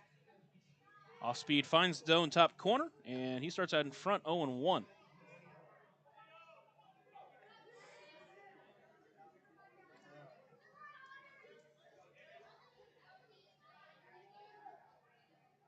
Here's the 0-1 pitch to Pierce. That one fouled back, and now he's behind 0-2.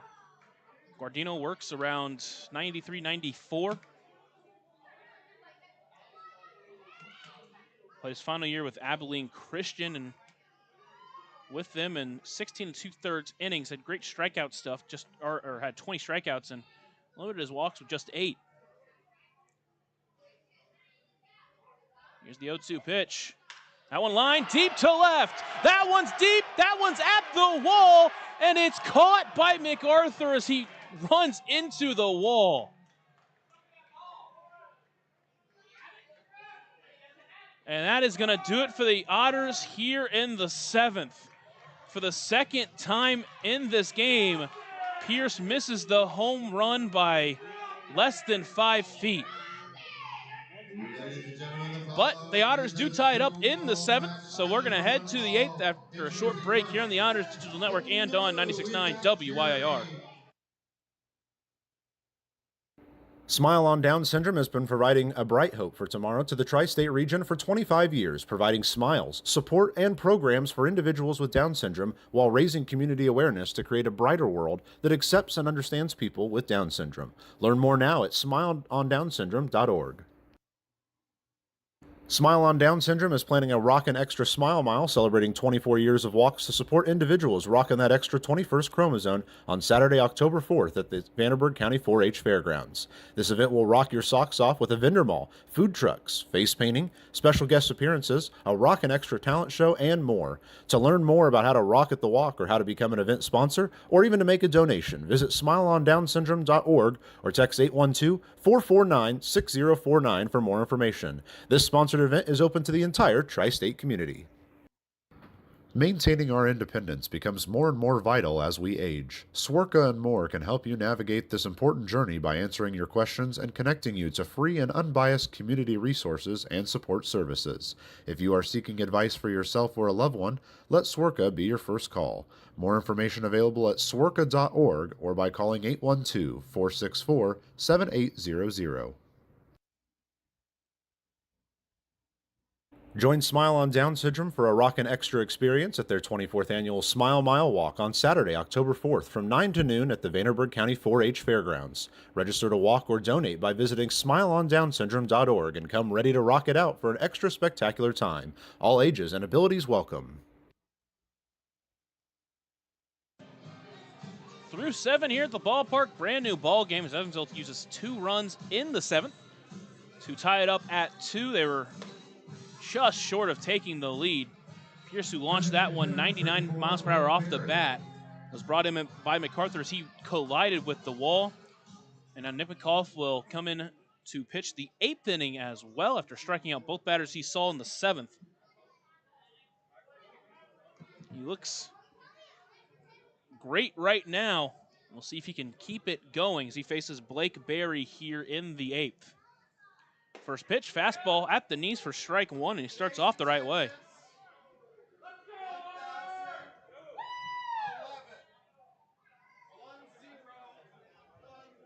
Here's the 0-1 pitch. Breaker up and in. Slips a little bit, make it 1-1. Joliet scored 2 in the 3rd. The Otters were scoreless up until the 7th inning.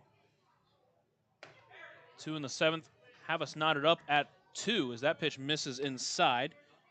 It's now 2-1.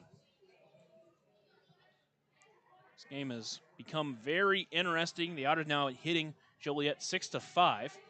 2-1 pitch, breaker stays low as Barry holds. It's 3-1. So getting the first pitch in there for a strike. Kolf has fallen behind 3-1. 3-1 pitch. That one at the letters for strike 2. Count runs full. Trying to get a big first out here. There's some action out in the Otters bullpen. It's Gunnar Dennis, the lefty, out there warming up. Payoff pitch. Fouled off the glove of Wilbanks, and Barry stays alive. Barry in the game is 0 for 2 with a walk.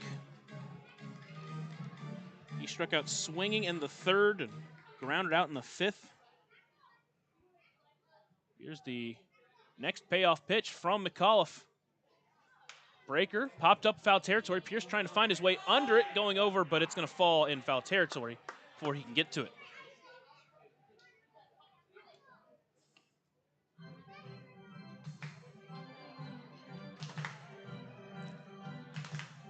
The Otters for a lot of the season have lost a ton of close games. They're 12-19 in 1-run games, but they've been playing some good ball late. That one on the ground towards short. Cruz takes it in.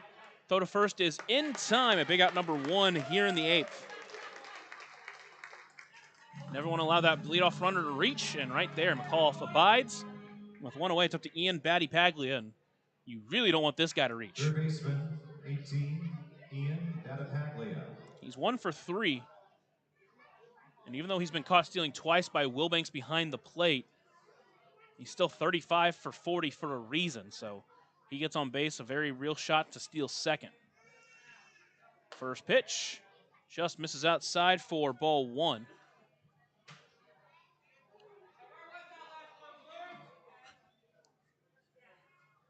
Battipaglia, one of 2 Slammers hitters that hit above 300. 1-1 pitch, front door breaker. Beauty by McAuliffe, make it 1-1. So far in this game, Joliet has just not seen McAuliffe's off speed very well. He's gotten them, he's made them freeze on that pitch. 1-1 breaker, that one misses low, didn't get him a chase, make it 2-1. Hasn't got a lot of swings and misses, but again, it's been great at freezing them. Here's the 2-1 delivery. Fastball, can't catch up to it. Now he's behind, or now it's evened up at 2-2.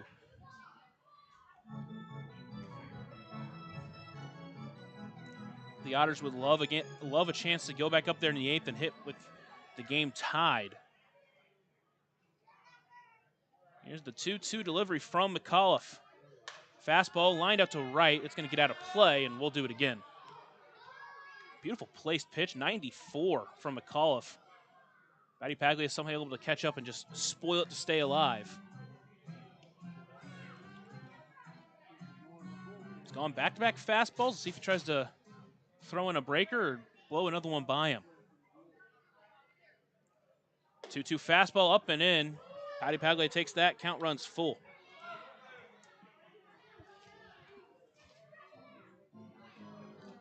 At this point, it's what you feel more comfortable with. Here's the payoff from McAuliffe. Breaker swung on and missed for strike 3. Battipaglia goes down swinging. The 3rd German-American Bank strikeout of the game so far for McAuliffe.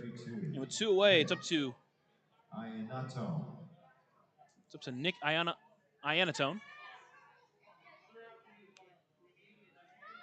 0 for 3 in the game. First pitch to him is a breaker. Misses high for ball 1. A couple of groundouts and a strikeout swinging. He was the one that struck out on the strike him out, throw him out. Here's the 1-0 delivery. Swings through that fastball up and in, and he's behind, or that will even up the count at 1-1. The Otters will have Graham Brown to lead it off already in the 8th. McAuliffe trying to get them there tied. Here's the 1-1. Fastball low and in. Make it 2-1.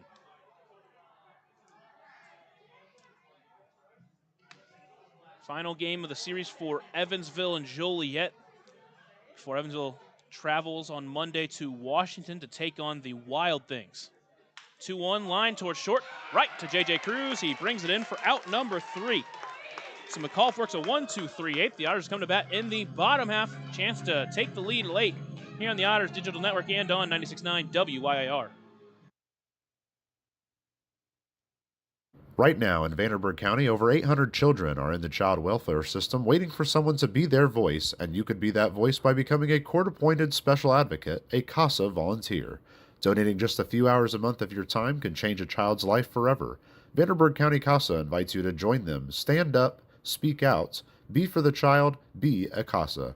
For more information, visit vandcasa.com. That's VAND CASA.com.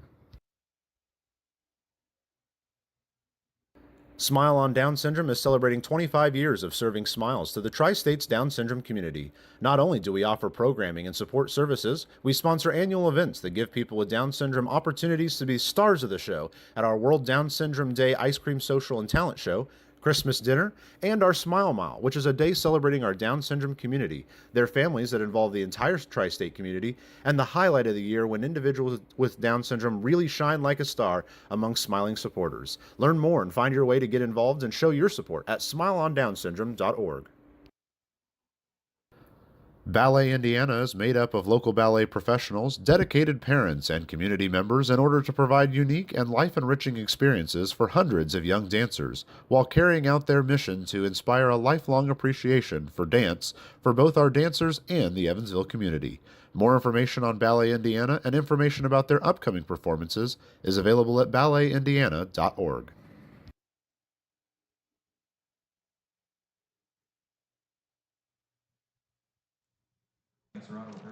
Joliet called to the bullpen is Tyler Barczyk. Barczyk on the mound. Behind the plate, Drew Stengren. That pitcher and catcher battery is sponsored by the Answer Auto Repair East. Find your battery needs at the Answer Auto Repair East, located at 2319 North Green River Road, or call 812-475-9000.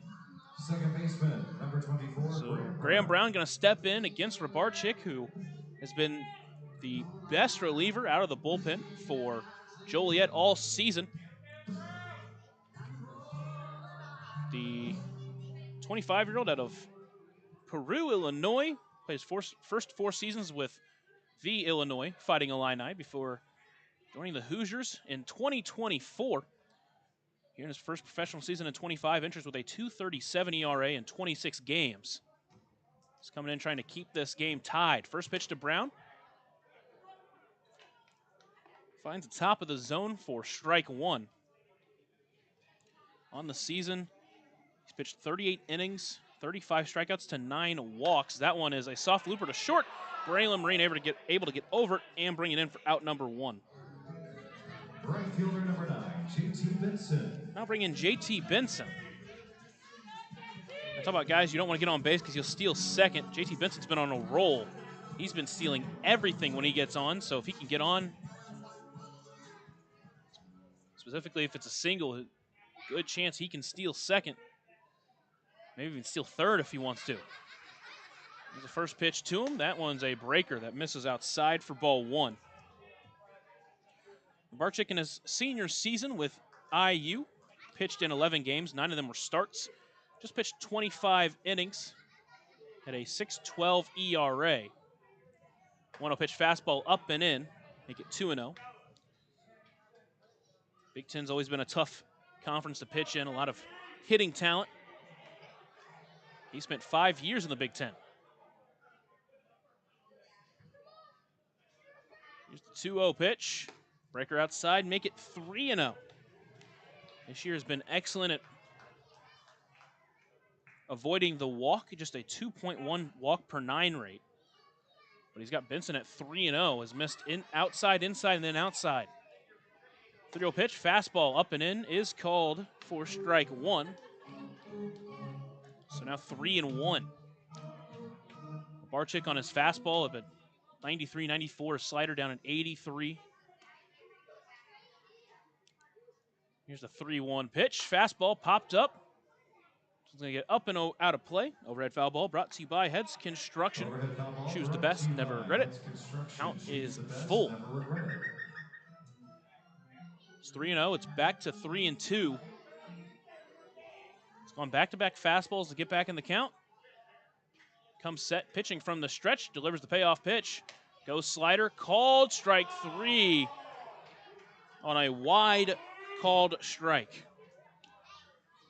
There's 2 away. Designated hitter, number 20, L.J.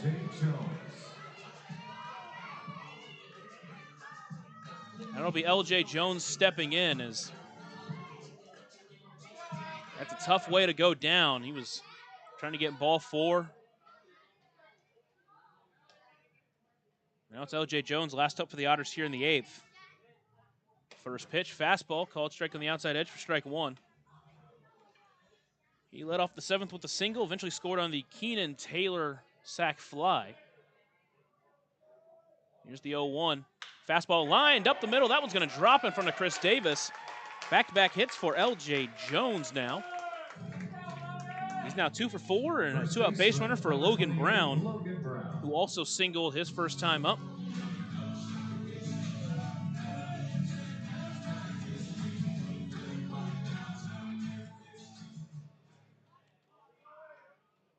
on the game, 1 for 3, fly out, a strikeout, and then that single in the 7th. He eventually scored on the Paolini singles. That one's a soft looper into center. That one's gonna drop in no man's land as Jones is chugging for third. Throw's gonna come in, he's gonna slide, and he's safe. Logan Brown gets up to second, and the tying run for the second straight inning is just 90 feet away. First pitch swinging, just found it perfectly in no man's land. Advances to second on the throw in to third. And now it brings in Keenan Taylor, who is 0 for 2, but a sac fly back in the 7th. Got the first run in for the Otters. And here comes Pinto. Sorry, it's not Pinto, it's actually the pitching coach. No one up and warming for Joliet in the bullpen, so not planning on taking him out, but just going to have a conversation. Pitching coach Tyler Martin out there to talk with this pitcher. Got a couple of quick outs in the inning before back-to-back hits have completely changed the inning. And you really look back to that called strike 3 against JT Benson that realistically did miss outside. And you wonder how much that changed this inning. But again, it's just one of those what-if games. You can't really play at this point. You just got to be able to go up there and got to get a big hit, whether it's Keenan Taylor or we'll see how they pitch to him. Again, they do have a base open. But, man, Paolini's been great in some big spots this weekend, so. But Keenan Taylor, the team leader in 2-out RBIs, stepping in with a couple of big ones out there for him. He has 23 on the season, 23 of his 48 overall RBIs. Rybarczyk comes set and delivers the first pitch. That's a fastball, finds his own outside corner, so he'll start behind 0-1. First pitch fastball at 94. Rybarczyk comes set once again, trying to get out of this 2-out rally. 0-1 pitch. Slider. Good take by Taylor. That one missed outside. Make it 1-1. Again, obviously, if you're Taylor, you got to realize there's a base open. Not saying they're going to pitch around him, but it's different. 1-1 pitch. Goes after that off speed. Fouls it off barely, but either way, its count is 1-2. Got to battle with 2 strikes here now. Tying run and LJ Jones. Just 90 feet away. Rybarczyk comes set, or doesn't come set, he looks in, sorry. Shakes once, now agrees and comes set. Delivers the 1-2 pitch. Checked his swing on a line to first. It's past the first baseman Ordonez, and the go-ahead run will score. Logan Brown will score as well, and the Otters will take a 2-run lead. Taylor didn't mean to make contact with that one. Ordonez laid it over at first. And now it's 4-2 Evansville. Bad luck for Rybarczyk on the mound. And again, with 2 outs, or with, he got 2 quick outs, came in, a hard hit single by LJ Jones, then a soft bloop single by Logan Brown, and then right there, you want your first baseman to make that play to get out of the inning, but instead, the Otters lead 4-2. Now it's Stephen Paolini. First pitch, that one's hit towards the left center field, over towards it's Chris Davis. He's able to get under it and bring in for out number 3, but not before Evansville strikes for 2 on the Keenan Taylor single out to right, and Evansville takes a 4-2 lead into the 9th inning. Let's take a short break here on the Otters Digital Network and on 96.9 WYIR.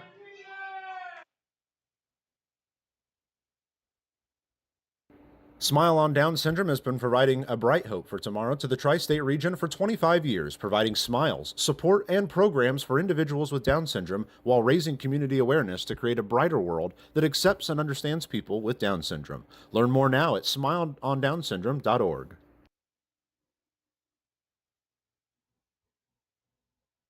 Smile on Down Syndrome is planning a Rockin' Extra Smile Mile celebrating 24 years of walks to support individuals rocking that extra 21st chromosome on Saturday, October 4th at the Vanderburgh County 4-H Fairgrounds. This event will rock your socks off with a vendor mall, food trucks, face painting, special guest appearances, a Rockin' Extra talent show, and more. To learn more about how to rock at the walk or how to become an event sponsor or even to make a donation, visit smileondownsyndrome.org or text 812-449-6049 for more information. This sponsored event is open to the entire tri-state community. Maintaining our independence becomes more and more vital as we age. Swerka and more can help you navigate this important journey by answering your questions and connecting you to free and unbiased community resources and support services. If you are seeking advice for yourself or a loved one, let Swerka be your first call. More information available at swerka.org or by calling 812-464-7800.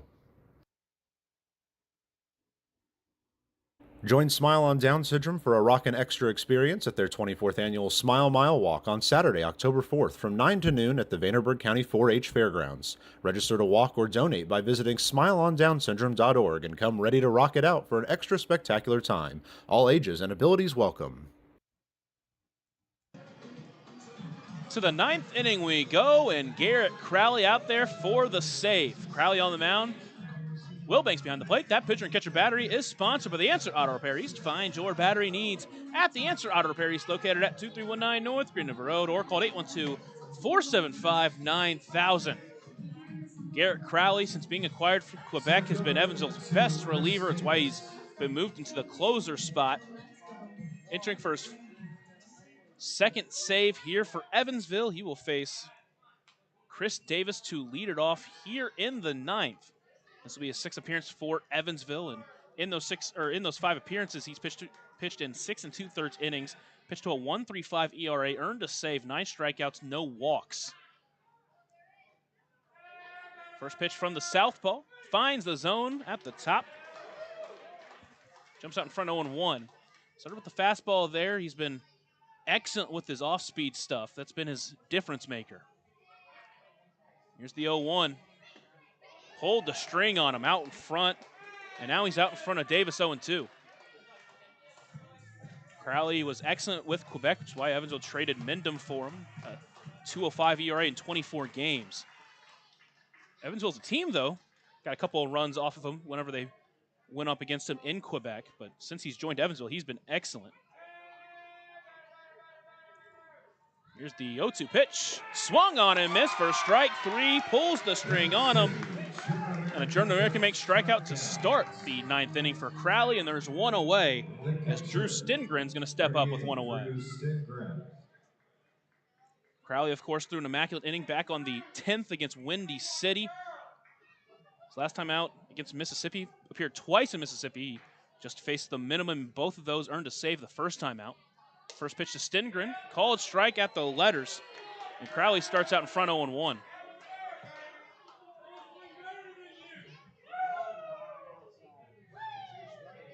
Crowley comes set, delivers the 0-1 pitch. Fastball fouled up. That's an up and overhead foul ball brought to you by Heads Construction. Choose the best, never regret it. Counts 0-2. Stengren now behind 0-2. See if Crowley can find a way to put him out quickly as well. 0-2 pitch. Fastball outside. Makes it 1-2.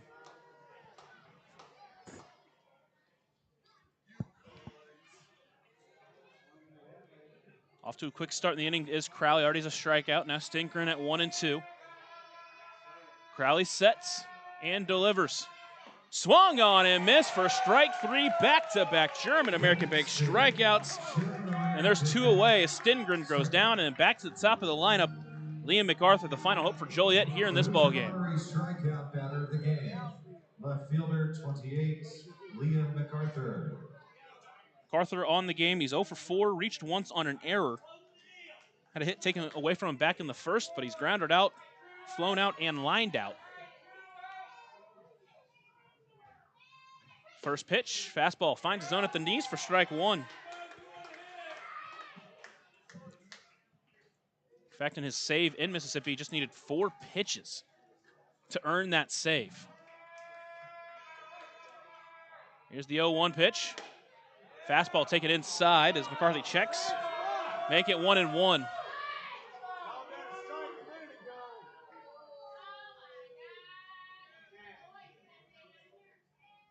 Tying run still on deck. Just want to make sure you keep the tying run out of the batter's box. That pitch, outside corner breaker.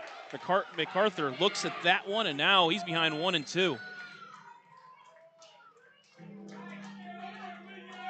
Crowley trying to stay perfect for Evansville. Here's the 1-2 pitch. Didn't get him chasing on that curveball. Make it 2-2. And MacArthur at the top of the lineup for a reason, a 381 OBP. We saw last night in a long at bat against Braden Scott, him be able to hold up and foul off a ton of pitches. Here's the 2-2 pitch. Swung on and missed for strike 3, and that'll do it in the ball game. Garrett Crowley strikes out the side, and the Otters now have won 5 straight. They sweep Joliet the second time they swept someone this year, and they win this game 4-2 after a late comeback. We'll talk about it more on the Papa John's postgame show after a short break here on the Otters Digital Network and on 96.9 WYAR. Right now in Vanderburgh County, over 800 children are in the child welfare system waiting for someone to be their voice, and you could be that voice by becoming a court-appointed special advocate, a CASA volunteer. Donating just a few hours a month of your time can change a child's life forever. Vanderburgh County CASA invites you to join them. Stand up, speak out, be for the child, be a CASA. For more information, visit vandcasa.com. That's VAND CASA.com. Welcome into the Papa John's post-game show. Evansville wins 4-2 after not scoring in the first 6 innings. They put up 2 in the 7th to tie and then 2 in the 8th to win this game 4-2. Got a great start from Parker Brahms to get us underway. Brahms went 6 1/3, gave up 2 runs, both of those coming in the 3rd inning. 6 hits, 4 walks, 5 strikeouts. Had to work through a little bit of traffic, left with a couple of runners on, but he was excellent tonight for Evansville, earned his 3rd quality start in his last 4 starts. Nick McAuliffe worked 1 2/3 of innings, facing the minimum, striking out 3. And then Garrett Crowley, 3 strikeouts to earn his 2nd save for Evansville, faced the minimum for the 3rd straight time in a 9th inning. What a start he's had to his Otters career. Offensively, again, it was stifled for most of the part through the first 6. But in the 7th, LJ Jones got his first hit of the game, followed by Logan Brown getting a hit. Logan Brown eventually gets to second base, so he runs at 2nd and 3rd, no one away. Keenan Taylor with a sac fly to get the first run of the game in. Then Stephen Paolini in his 2nd big hit of the weekend, tying the game with a single up the middle. They wouldn't add another run there. We'll head to the 8th. A couple of quick outs in the 2-out rally. Single from LJ Jones, his 2nd in as many innings. Logan Brown, his 2nd single in as many innings. Just finding the hole in the outfield to get on base. LJ Jones's aggressiveness got him to 3rd base. And with a throw coming into 3rd, Logan Brown, his aggressiveness as well, got him to 2nd base. So the runners at 2nd and 3rd and 2 away. Keenan Taylor stepped in and on a 1-2 pitch, checked his swing. It went off the bat towards 1st. The first baseman, Ordonez, not able to make the play, and 2 runs score. The Otters take a 4-2 lead, and that's all they need because Garrett Crowley came in and he was untouchable. He only needed 12 pitches to strike out 3 batters. Just about a week after he threw an immaculate inning, he has been excellent for Evansville. What a pickup he's been. He earns his 2nd save of the season. Nick McAuliffe earns the win.